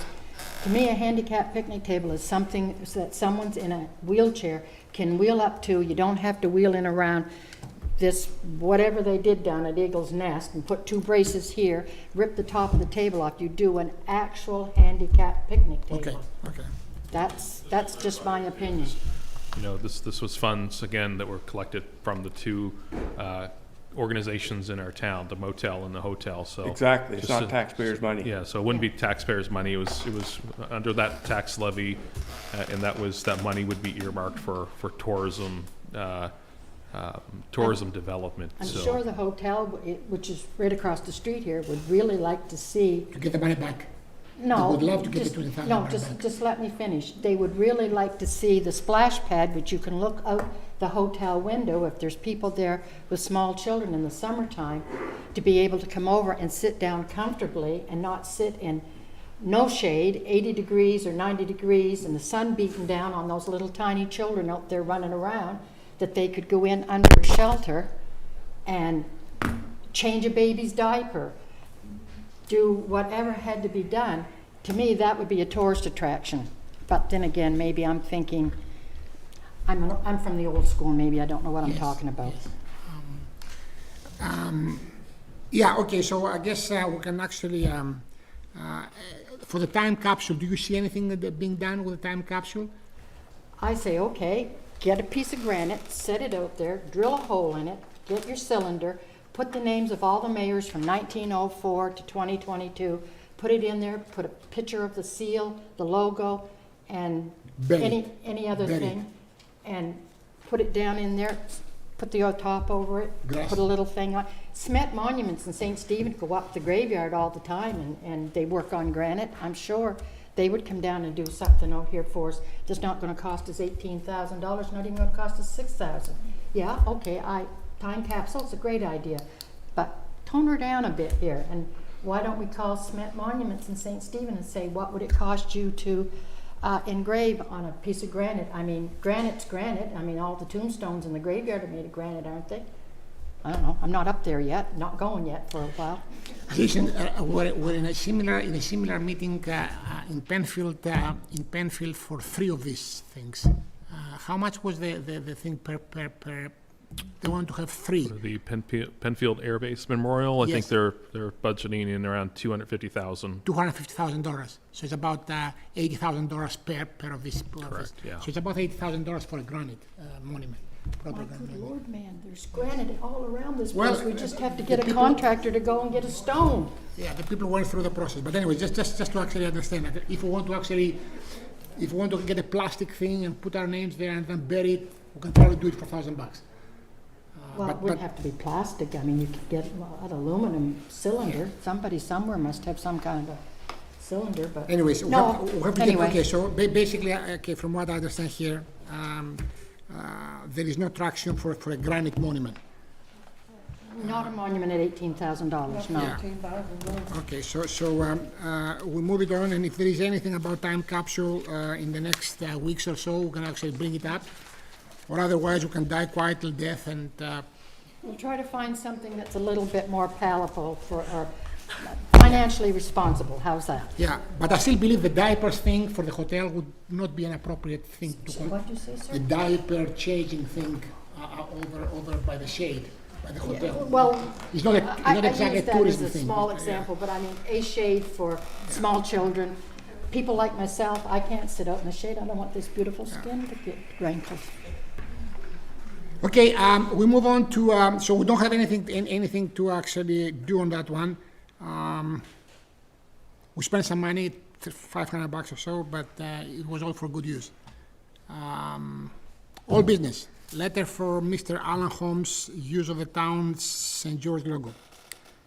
Jason. Yes, Your Worship. So this is something that we've had under old business for a couple of meetings now. So this is just a request by Mr. Holmes to use the town logo, which, as we see, is the town logo that's on our bylaws. So we'll be using that logo for him to create T-shirts that he could put on other material and perhaps, and I guess he'd want to be responsible with reproducing that logo. He's also recommended that we perhaps go and buy coffee mugs and chains and stickers and things like that. We typically don't buy material like that to sell. We're not in the business of selling T-shirts or anything like that. So typically as well, I think we've talked about this before, the town logo is used by the town. It's on the side of our trucks, it's on our letterhead, it's on our bylaws. Freely letting anyone use that town logo either now or once we're part of Entity 53. Even more importantly, under Entity 53, we do not want to have a point where we have people using the town logo for the town of St. George and having residents confused that the town of St. George still exists and Eastern Charlotte is some other type of government. So that's why I certainly don't recommend anyone using the town logo. We have it pretty well maintained. People do email us for different promotions. Chris keeps a pretty good record of who's using the town logo and where the permissions have been given. And we actually even have a bit of a protocol with colors and times when we use those. So I know that Mr. Holmes has been waiting for us to make a decision, but certainly he can say it's St. George. He can take a picture of the falls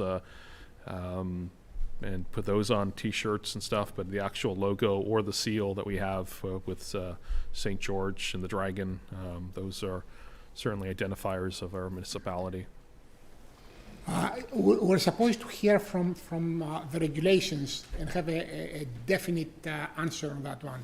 Have there been any regulations issue about whether or not what you are describing is going to be the situation after January 1st? We've raised it with the province. With many things, it goes onto a radar to be looked at. Yes. We know that documents, agreements, assets, buildings, vehicles are all moving from St. George to Eastern Charlotte. So we don't see anything otherwise that would say that the icons, the logos of either Village of Black Arbor or the town of St. George would move as well. Those still would be, again, on active bylaws. Bylaws such as the municipal plan that we passed today will still be active in January. So those will be symbols of the local government. Eastern Charlotte will be active with both the bylaws of the Village of Black Arbor and the town of St. George. I personally say no. It's a logo. There's lots of other things that signify St. George. The falls, that's appeared in National Geographic, the picture of the falls, which everybody knows it's the town of St. George. This one right here. And like you said, the dragon, St. George the dragon, but for the town logo, my personal opinion is no. You are talking about as a logo, not the town of St. George, but essentially the houses and the river, right? No, I say no to this right here. Yeah. And if you want to put something on T-shirts or cups or whatever, you could do that because that's not. So, for example, town of St. George, a community strong. Do you have a trade name mark on the community strong, Jason? On the community strong? Yeah. No, we don't have a trademark on the statement. Okay, no. so essentially, if Mr. Holmes wants to actually print T-shirts, Town of St. George, a community strong, and put some sort of a depiction of St. George, is there anything that can keep him from doing it? No, as long as there would be, wouldn't get into a situation that he's, someone's trying to exhibit that they are a form of local government or. Yeah, no, that I understand. But, Right. if somebody flies the Confederation flag on his truck, nobody's going to say that he's the sheriff of Alabama, right? I mean, let's be realistic here. I mean, that's, That's right. I mean, yeah, sure. yeah. So, I mean, there'd be no issues if he uses something like a statement like, community strong, fine, that's fine. Yeah. But the actual logo, the colors, how it's situated is a logo. And Can we put this question to the province and ask for a direct? No, we did not. Didn't we? No, we did not. we did with the lawyer and, her statements, just as I've said, again, whether we're trying to look for a fine line to allow him to use our logo, I don't know. Again, it's not my recommendation to council that we approve this. Simply looking ahead to Eastern Charlotte, I don't want to have to contend with somebody using the town logo and writing letters to the council of that day. We shouldn't try to set up that council with that type of position. Can we just put this to a vote? Because we can discuss this all night. We'd have to vote it out of where it's tabled, so. Yeah. So how do we finish this off right now? Because we've been on it now 10 minutes, we're still nowhere. Well, we spent 10 minutes for the diapers. I mean, we can actually discuss something here that Not the actually. diapers. No, I'm serious. I mean, Yeah, the motion to decline. I'll make a motion to decline this. to decline. this Okay, so we have a motion to decline it. And I second it. Second. Thank you, Mrs. Armstrong. Councilor Armstrong. Sorry. So we have a motion to decline the letter of Mr. Alan Holmes, and has been seconded, and all in favor of the motion? Aye.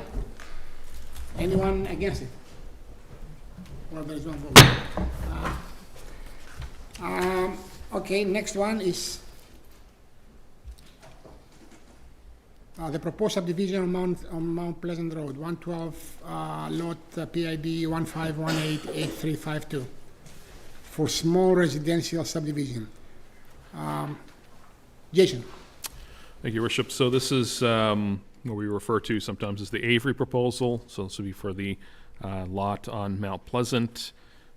Certainly, as of right now, with the current sitting zoning bylaw, we would have to make an amendment to this current zoning bylaw.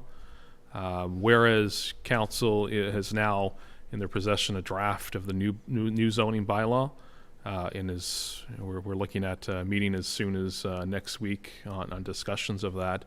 I certainly would make the recommendation that we don't bring this forward this month. Just considering that we could be looking at a new zoning bylaw, perhaps by the end of October, 1st of November. So you're suggesting we table it again until we have the zoning bylaw? Correct. Yes. Can I ask you what we had for the council was not the zoning, was the one about the municipal plan.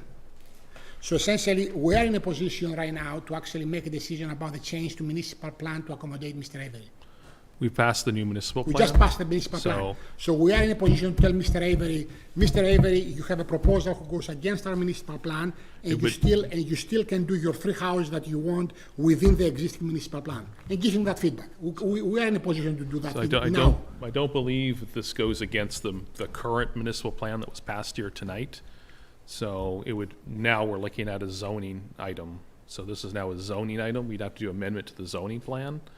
But we first have to amend the municipal plan before we allow Mr. Avery to proceed. So, yeah, we don't have to amend the municipal plan now. Do you want to bring that in, Alex?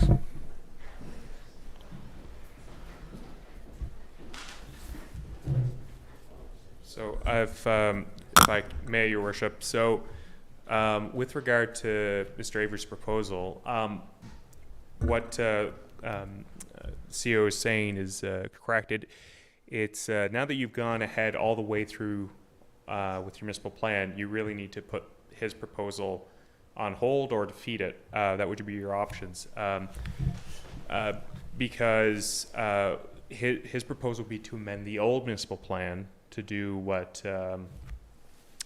he was setting up to do. Now, with regard to what Jason was saying with the current municipal plan, would you have to amend it to accommodate his request? No, if the request was done in a different way. But because the zoning bylaw may change, it also creates another uncertainty for him in his proposal. He's applied to amend the former municipal plan and the current zoning bylaw, which may or may not be in existence in several months if council proceeds with the document you have in your desk. So it leads a lot of uncertainty as to what would happen with his proposal. If you go to adopt it and then you adopt this document, you might wipe out his rezoning. So council has to think about this, and if you're in a position to say no, you can defeat his request, or you can table it till you decide what to do with this zoning bylaw. What he'd have to do is one of two things if he was going to come back to have his proposal be considered by council. It would be, if this zoning bylaw is passed, he'd have to look at taking that property out of the agricultural zone and put it part of that property that he wants to subdivide into a rural settlement zone, which has certain lot size criteria. So that would be something to look at for council if you're thinking about to continue to entertain this proposal he's made. But he hasn't adjusted his request at all. So this is all basically conjecture from me to say what he might do. Because it's his application, and if he wants to change it, it's up to him. So what you guys do with your bylaw, if you're proceeding with your zoning bylaw, his proposal will have to wait. And regardless, you've gone ahead with your municipal plan. So his municipal plan amendment basically is null and void at this point. So the rezoning part of his request would have to be changed if council is going to continue to entertain it. Alex, can I have some plain language answer here? In order to actually change a land zoning which contradicts or is contrary to an existing municipal plan, you first make a step to amend the municipal plan. That would be right, yep. And after you amend the municipal plan, Yep. You make a second proposal to amend the zoning. Yeah. Okay, so my question is, at any particular time, whether before 7 o'clock today or after 7 o'clock today, we are now almost 9 o'clock, this town had a municipal plan. Yep. And what this gentleman is proposing is against that municipal plan. It Yeah, requires a variance. Yeah. So are we in a position now to tell Mr. Avery that this town would have liked to actually not take farmland out of the existing municipal plan, and he should consider getting his 3 houses that he wants for that property within the existing municipal plan zoning? Yeah, and it's up to council to make that determination. Correct. So you just said the municipal plan that you adopted tonight doesn't allow for what he proposed. Yes. And you can make that statement. You could also look at, there's a section in the municipal plan which would allow for minor changes within those designation areas that doesn't require you to amend the municipal plan. So if you consider it minor, then you could approve a rezoning without going back to the municipal plan and changing it. But you'd have to make that decision. No, I'm saying we are asking the expert to tell us if changing the zoning that is prescribed for that land from rural agriculture to residential by adding 2 lots and then a passway to the back, if that is a change in the municipal plan that we actually approved. I would say it depends. You'd look at what he's proposing. If it's multiple lots, if it's taking up the whole of the entirety of the parcel, I would agree. I wouldn't do it. And say if he's going to do multiple lots and take up the entirety of that parcel, then he's looking at amending the municipal plan. If it's just a small corner, it's a decision you would have to make, but it may be acceptable. That would be what I would say. My question to you again, and I it may take a few minutes to actually understand that.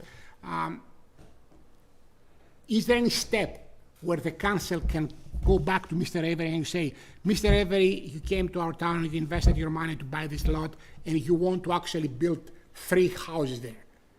You can do that with the existing municipal plan that we just voted, that we want to not take farmland out of farm use and still have 3 homes. So is that something that the reason for which we vote a municipal plan is supposed to do, to actually tell the proponent that we do have a municipal plan with a certain zoning and you can do what you want within the existing zoning?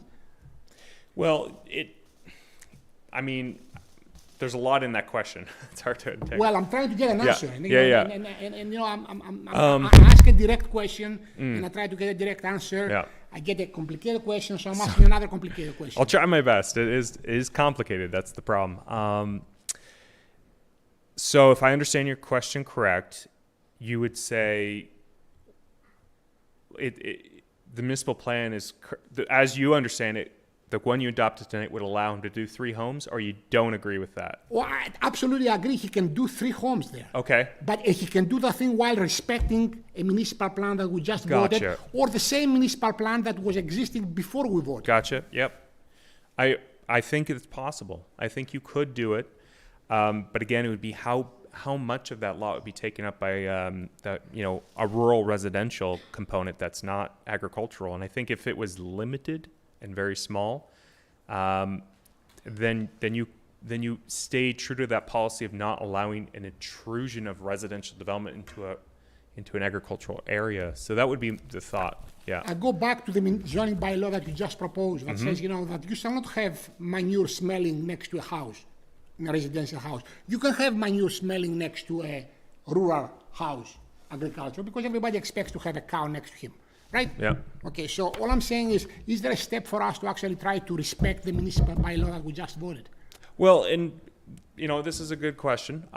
So when it comes to the agricultural requirements around livestock and making sure that that the smells related to having livestock aren't causing significant nuisance to nearby homes, this is a question which we'll probably address in the workshop, and one which you can look at. It's council's bylaw, and you can amend it however you wish. So if you're concerned that having that rule related to smells and livestock is too prohibitive to do agriculture and does not respect the municipal plan, then you can amend it. You can take it out. The reason it would be in there is because, well, yes, we can do agricultural development in St. George. It is also still fairly close to a built-up area. And I wouldn't necessarily just rip the Band-Aid off of all rules and regulations when it comes to having farms in the town and the built-up area, because you are going to have, you do have houses even down Mount Pleasant Street. You do currently. And we don't have any significant livestock operations. When we're talking about significant, like a hog barn, that could be a problem if it's located there. Having some farm animals and certainly having some pigs, probably okay. And it's just making sure that the number is not going to be overwhelming and cause, a big part of the community to have this very noxious smell. So I think that the thing is, you got to make a decision as council. Do you want to really, really encourage a really intense agricultural zone right in the community, or do you want to have the allowance for farm animals but have some pretty, strong boundaries around how intense it gets? So it's a question you have to answer, and right now, I don't know if Raymond Hall is there. He's not there. If he wants to actually put up a pig farm there, he's entitled to do it, right? Well, yes, but you'd have Not to... but. Right now, he's entitled to do it. You'd have to look at what the zoning bylaw would say. Correct. And if the zoning bylaw has no rules or regulations on it, it doesn't just end there. If the livestock operation meets the threshold of the Livestock Operations Act, then you're looking at licensing through that act. So it's not just zoning. Your zoning is your local rules that may go above and beyond the Livestock Operations Act. And the Livestock Operations Act definitely contemplating a very rural location, not within the town of St. George boundaries. So generally speaking, your setback for Livestock Operations Act is like, could be up to 200, could be in the extreme 600 meters from a residential dwelling. So what this is trying to do is say, in that area underneath the livestock operations license, so it's these very small farms that don't need the license, Yes. how do we regulate that? Let me reverse the question. Is there any problem from us now telling to Mr. Avery or to Charlie that Mr. Charlie, can you accommodate your plan within the existing planning zone? Because we do not have any reason for why you want this thing. Like, this is a fair question to ask Mr. Charlie, right? Yeah, so with the current zone, the AR, you can do lots, 1 acre size, but I think in this case, he wouldn't have the frontage under the current zoning requirements to have separate lots. So if he's gonna do, if it was 2 lots plus the remnant, he would have to get a variance on one of those lot widths. 3 lots. So 3 lots. 3 lots. Yeah, that's just the terminology. So it would Yes, be 3 lots. 3 lots. One But he of which proposes, would be he the proposed remnant. 3 lots. Yeah. He proposed 3 lots. Yep. He proposed 3 lots, and he can have these 3 lots within the existing municipal plan. What? 3 lots, there is a configuration that he's proposing with frontage on Mount Pleasant. For So, 3 lots. For 3 lots For with 3 two- lots. with 2 houses, with 2 house lots having frontage on Mount Pleasant. That is his The proposal. 3rd lot has a frontage on Mount Pleasant also, right? Again, that is his proposal. It's not. Yes, yes. it's- So all I'm saying is he has 3 lots fronting Mount Pleasant. He can have this plan within the existing municipal plan.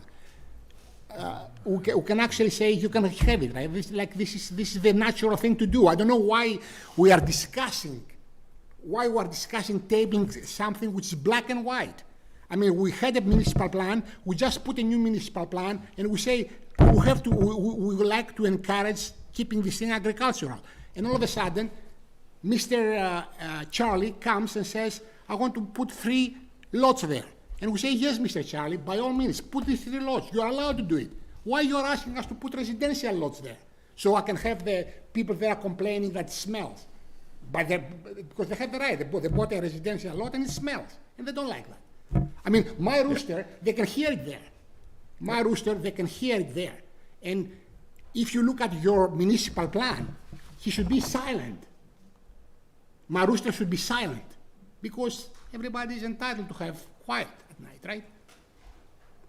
So all I'm saying is why we are tabling it, and I don't get an answer from you, and I'm starting repeating myself. Why we cannot say to Mr. Charlie that what you are proposing can be accommodated with what we just passed?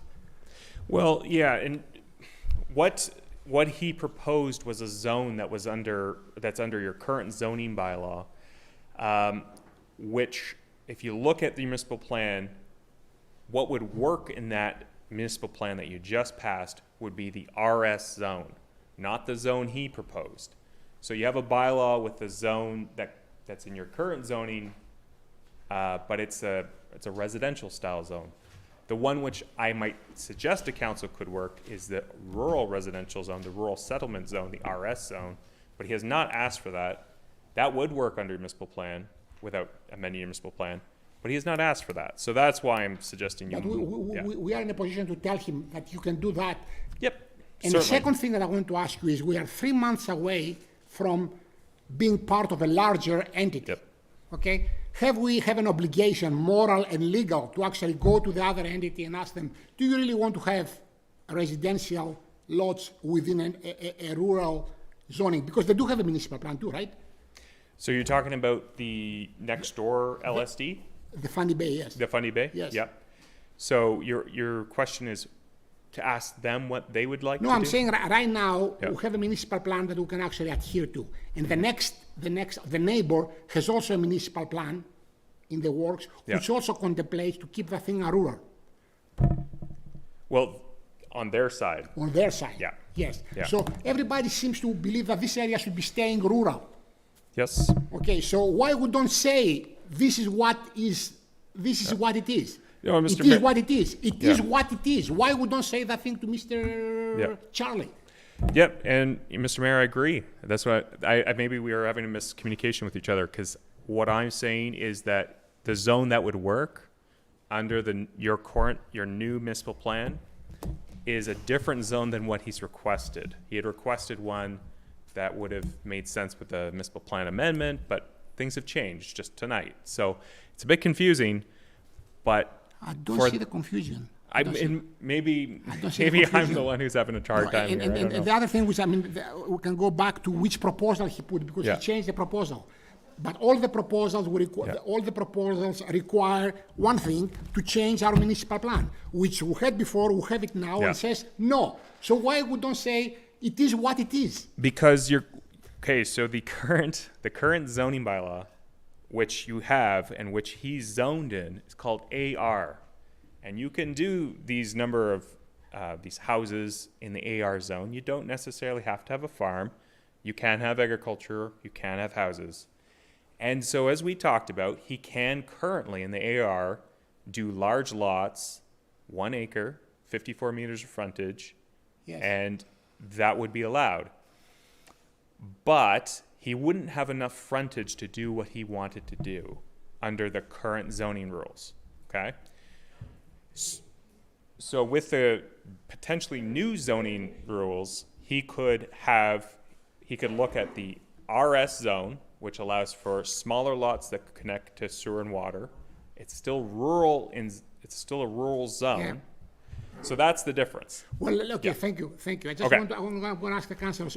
I understand that all the councillors went and they actually talked to the people who are affected, and everybody now knows where we are, and they had a chat with neighbors on both sides, and they know what they are and what they are concerned about. So the question that we have right now, we have to take our responsibilities and say, are we going to say to Mr. Avery, what you propose is not okay, and come back with a different one, or we're going to say, oh, we are not ready to discuss it yet.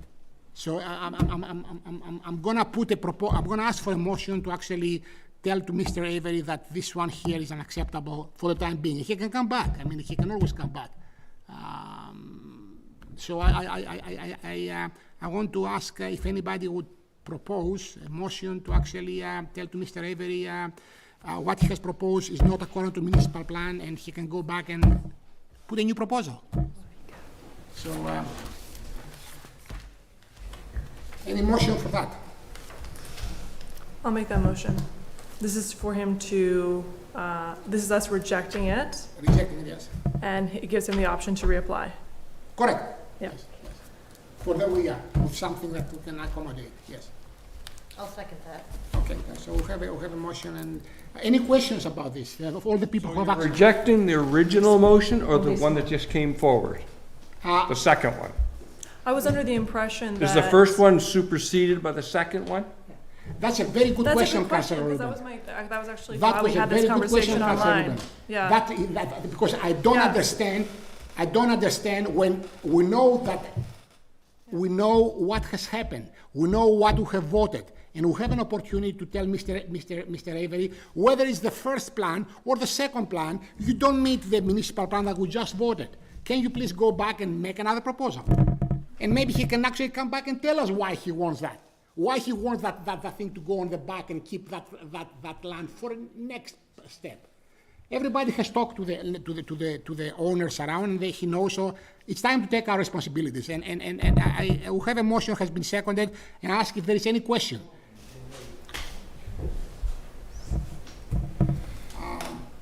So the question is the first plan or the second plan? That's a very good question, because we had people who came to the first plan who had an open house, and now it has changed. But regardless of what it is, the question is, can we tell to Mr. Avery, take this thing now and think about coming up with a different proposal, whether it's the first or the second?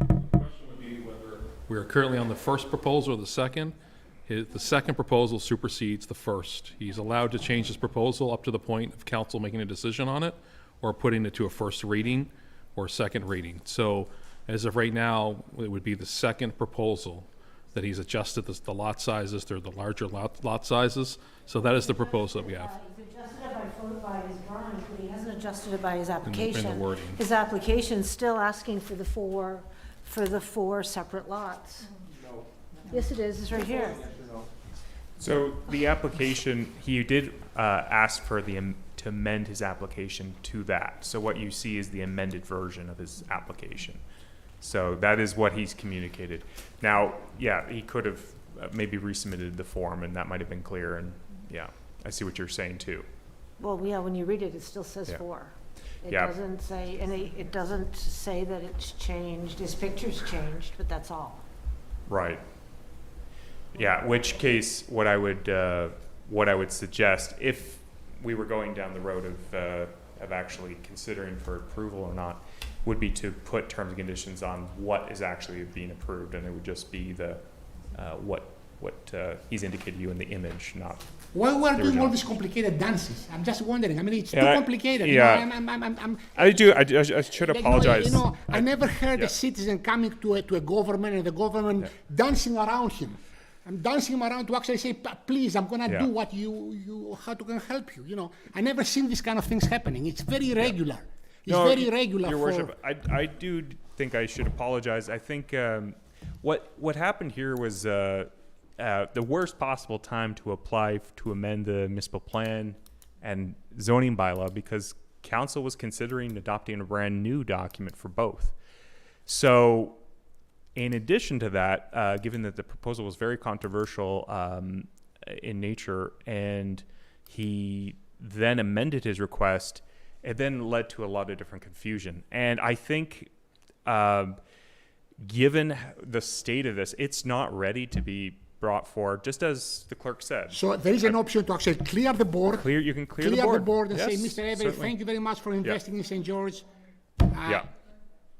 Exactly. That would be it's just, unfortunately, just a very confusing time to do Yes, this. yes. And you know, people are were asking about rezonings, and at this point I'm saying you really kind of need to put a pause on until council's had a chance to consider its new zoning bylaw, and we can, you know, I think it's going to be something you need to do in the next year, given the limited time also council has.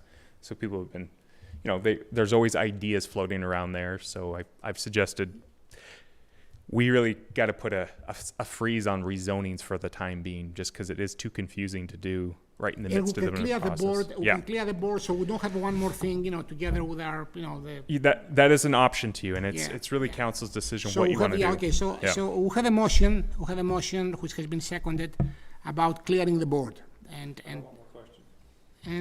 no. I said, you have a question, yeah, go ahead, please.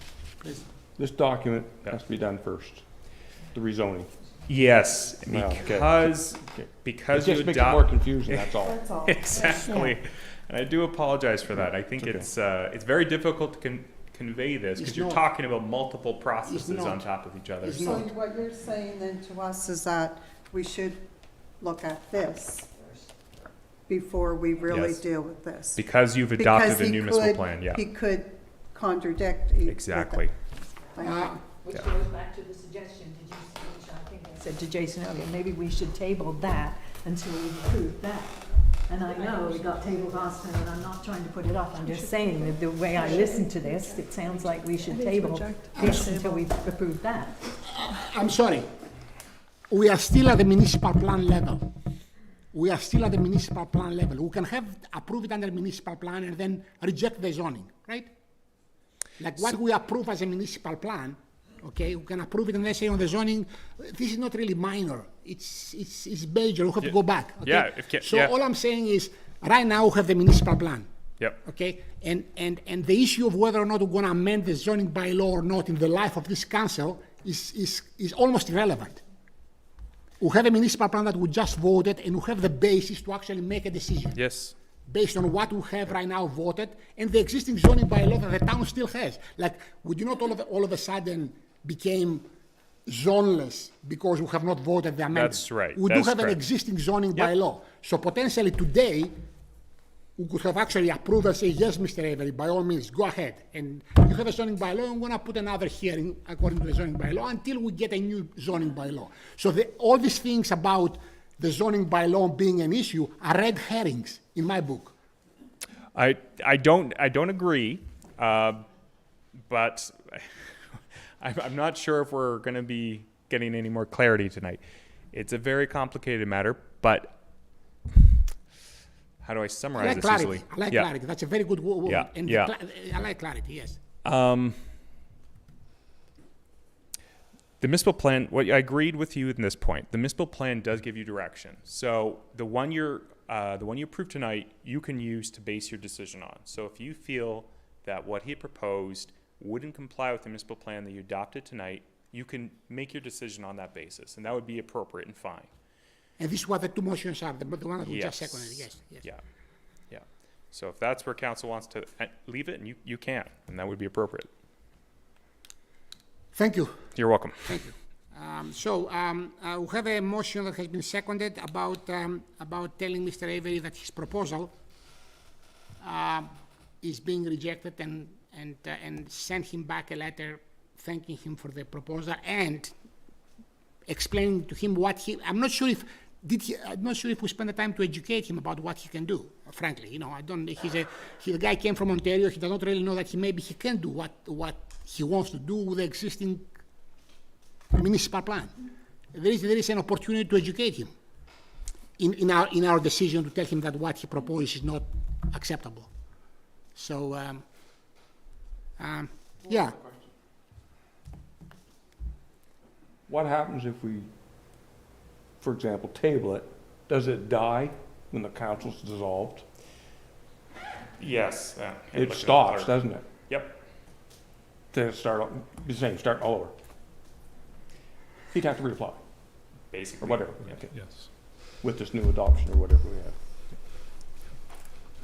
Wow, something clear. Huh? Yeah. So we want to actually delay it until we die, so it will die with it. Well, we're going fast. Or we can actually have a clear thing, and we say, hey, this thing does not is what this town wants. We want to actually try to respect the municipal plan that we just voted. It's not too radical. I either think you either vote on it, Yeah. and no, there's no explanation. Yeah. Correct. One or the other. Yes. And then this is what they proposed. We have a motion to vote. We have a motion to vote, right? Correct? Yes. The motion is to reject. Yes. The motion is to vote, and the proposal as is to actually is not acceptable. Yes. That's the motion. No, it was to reject. The motion was to reject. The motion When is you to don't reject. accept the proposal, you reject the proposal. This is right. what Thesaurus says. No, you can speak, you don't have to raise your voice and Oh, I scream. forgot your problems.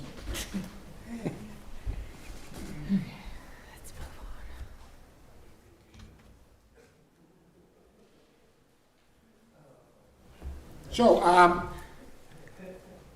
can you please read us the motion, Jason? So the can I- motion made by Councilor Diderakis and seconded by Councilor Armstrong was to reject the so-called Avery proposal as it is. Am I allowed to actually change the word and say not reject, but not No. approve? It would only be the person who put the motion. Yes, I'm saying, Councilor, do you mean by that not approve? Or you want a rejection, a strong, just want to understand, question. I thought that when we get an application, we have to look at it at face value and say whether we approve it or reject it. Is that correct?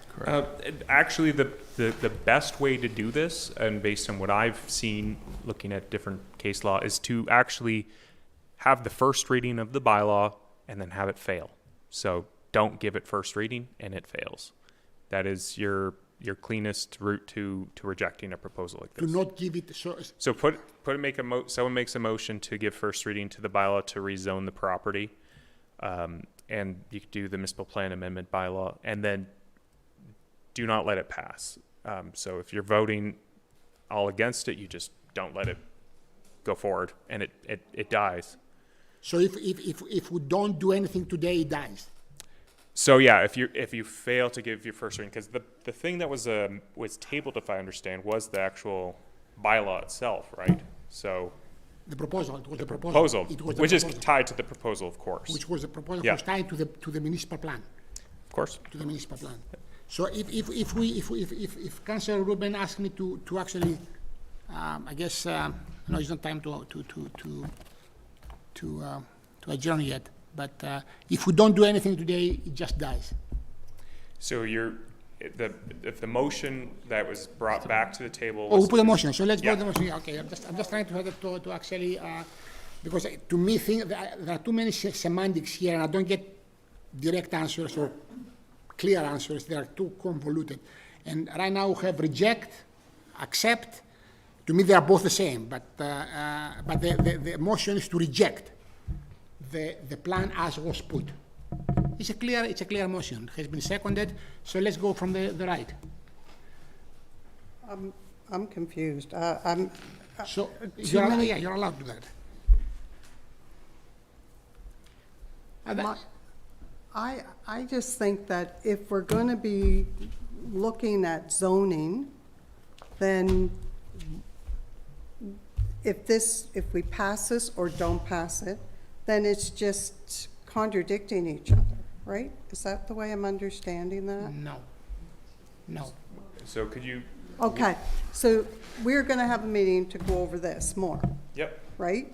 So if we go over this more, and you said before that this would be worked into this, right? Is that the way I'm understanding that? there would be a way to do it, but he has not requested to Can go to that we zone. speak plain language, what this into this means? So currently he's requested to go to a residential zone, which is under your current zoning bylaw.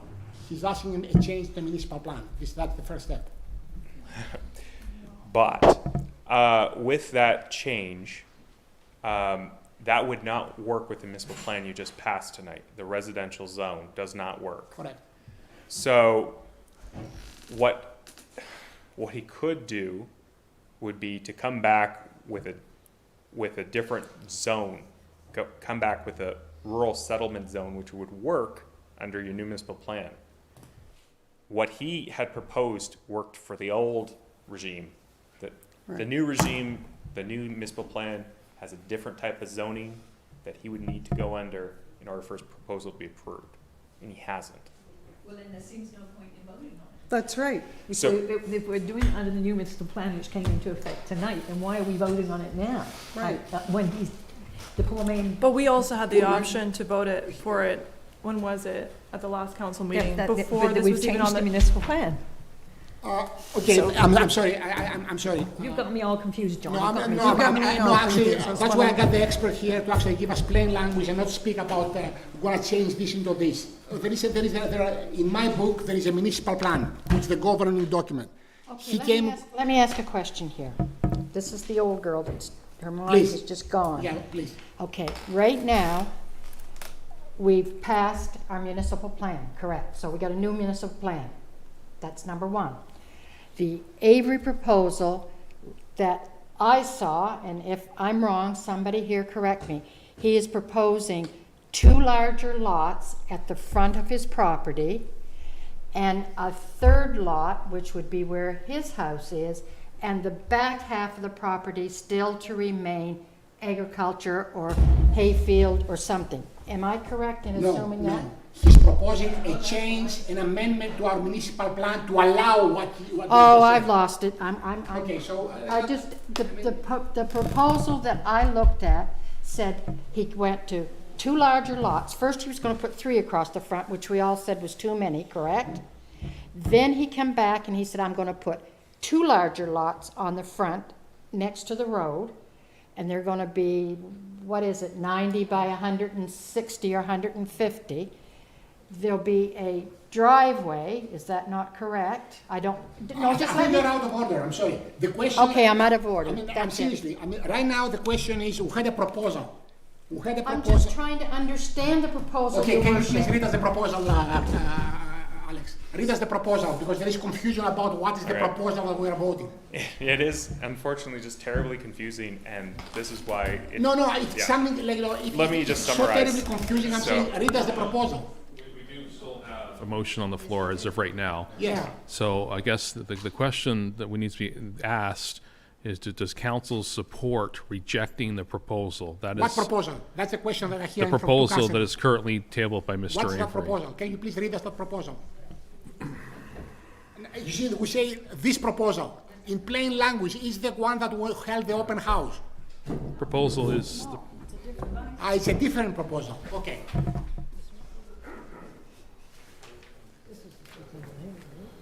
So the proposal is to subdivide a property into 4 separate lots, 3 lots under residential and 1 lot remaining agriculture rural. Thank That's you. the current application as it is on the application form. Okay, so it was for 4 lots. The proposal that we have to actually accept or reject is for 4 lots. And we have a motion to reject the proposal. So I cannot put more than clearly. We have a proposal for 4 lots, and we have a motion that has been put on the floor to actually vote for or against the proposal. So, Councillor, But he changed it to 2. That is the proposal. please, Official the application. CAO that will pay him little big bucks pictures to are tell us nothing. what the proposal is. Calm yourself down, Your Worship. I am sorry. I am asking a question, and now I'm ugly and I'm upset. This, you gave us this, right? And Not this, please, not this. We have a proposal. He just, do you want to read it again, please? Because, just be clear. It's right, it's 3 lots. Can you please read the plain okay, English why is it description? saying 4 and This you're is the saying council 3? package, the current application. It's the application that we have. So the wording may not necessarily match. All the what words is- that don't match the mass now.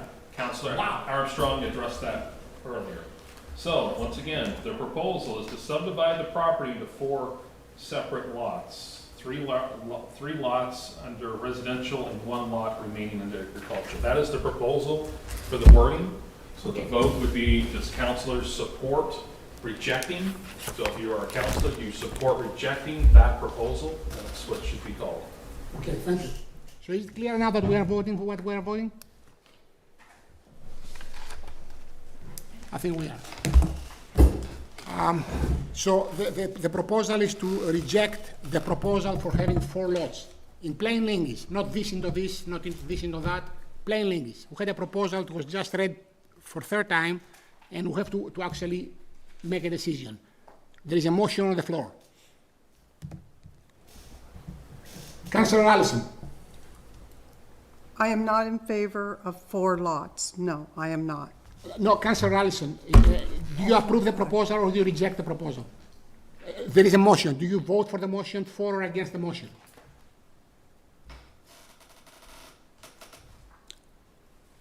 I'm against the 4 lots. So so she said you are voting for, you are voting to reject.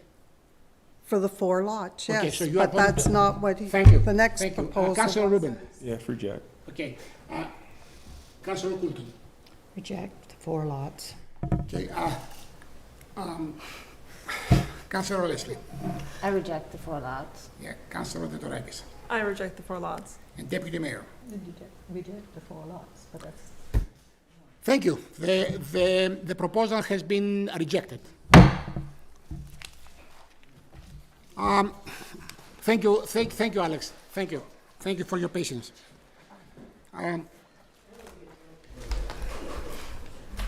We are moving on to correspondence. Letter from Mr. David Armstrong regarding road safety.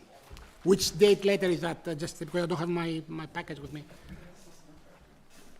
Do you have what date? What date? It's on here.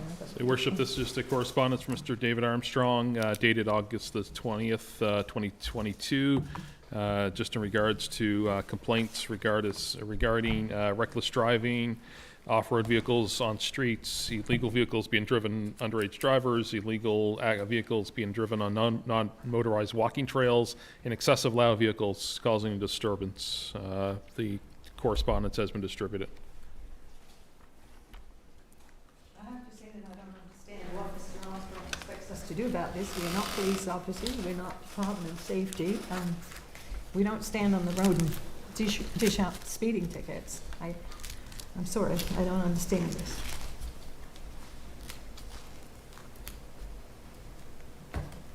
Any other comment? I don't understand either. I mean, I think that perhaps, I'm going to sound terrible when I say this, but I'm going to say it. The situation has been made worse by the constant harping of the speed on Riverview Avenue.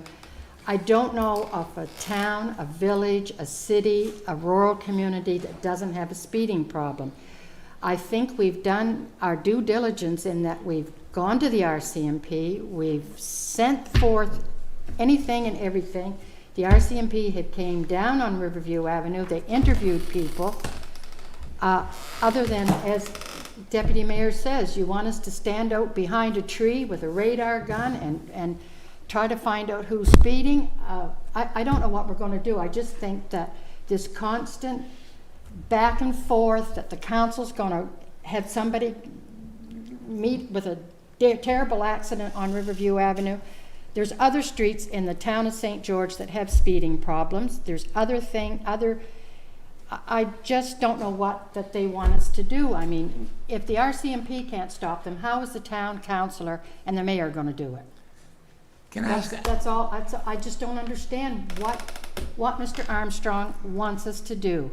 I mean, we've reported it to the RCMP. We've put up speed signs. What else can we do? I don't think the situation's becoming worse because Armstrong is writing us letters. The situation is No, not great. I don't disagree with you that it's becoming worse. I'm just saying, what can we do? Because this is the letter, August the 20th. We got another letter today, or September the 12th. We have another letter from Mr. Armstrong saying to Mayor and Council, and by the way, I didn't get that letter. I was sent to it by the CAO, so I guess I've suddenly dropped off the face of the earth as a councillor. But I'm just saying, yes, I understand his concerns. And I wouldn't want to see anybody get hit on Riverview Avenue, but what more can we do? We've sent it to the RCMP. Councillor Armstrong has said, like the RCMP should be more present on Riverview Avenue. What does the man want us to do? Can you tell us? Jason, can I ask you, this letter is the one because I don't have it with me. This one, this is the video one, could you see it? That's one. So this letter goes to more things because he talks about what's happening at the Adventure Center, right? He talks about the Adventure Center. I mean, there are a lot of lists here. I mean, speeding is one thing, but there are. So what I would suggest, what I would suggest, because something like he brings in other issues more than the speeding. He brings about the Day Adventure Center, which I heard several complaints about what's happening there at night. And maybe there is an opportunity to actually sit down with him and understand where he's going, what he expects us to do, because that letter brings, it's different. It's not the speeding only. No, I didn't get that letter is what I'm Okay, trying to tell you today. It wasn't sent to me. The CAO handed it to me just before the meeting, or sent me an email, and I read it. Yes, there are other things besides speeding. There's noise and there's down at the Day Adventure Center. But what more? None of which we have any control over. Yeah, what more can we do? I mean, we're not police officers. We've sent it to the police. Is there something else that we're missing as a council? Maybe somebody from the audience can tell us what we're missing. No. I mean, what I would suggest, because some of them there are issues which are municipal, like the Day Adventure Center and what's happening there. I mean, so maybe we should have a chat with him and tell him what we can do. I mean, and what he thinks that we are missing. I mean, I don't know what he believes that how can enforce what's happening there at 10 o'clock at night, for example. There are complaints. Many people are complaining about the noise and drugs and all that. But what can we do if we send it to the RCMP? We're not ourselves. We can't go out and do anything. I mean, is there a suggestion? I think that there's a lot of questions that council has for Mr. Armstrong. He has raised some of his concerns, so I think matching his concerns with some questions as the mayor is looking for is perhaps setting up a meeting with Mr. Armstrong with council to review his concerns and maybe perhaps address some of the municipal points in these. I think that's a good idea to actually just sit with him and Because I don't know what more we can do if the RCMP aren't paying attention to us. I mean, we engage with local residents on other things, so it's we can actually meet him and see what he thinks that we should be doing that we are missing. So Jason, can you please? We can set up a meeting. I mean, and I will attend. Everybody can attend. Yeah. Yeah, I mean, it's just, we just don't know what else we can do. Okay, we have a letter from Miss Lisa McKay regarding proposed bylaw. I think that's obsolete now, isn't it?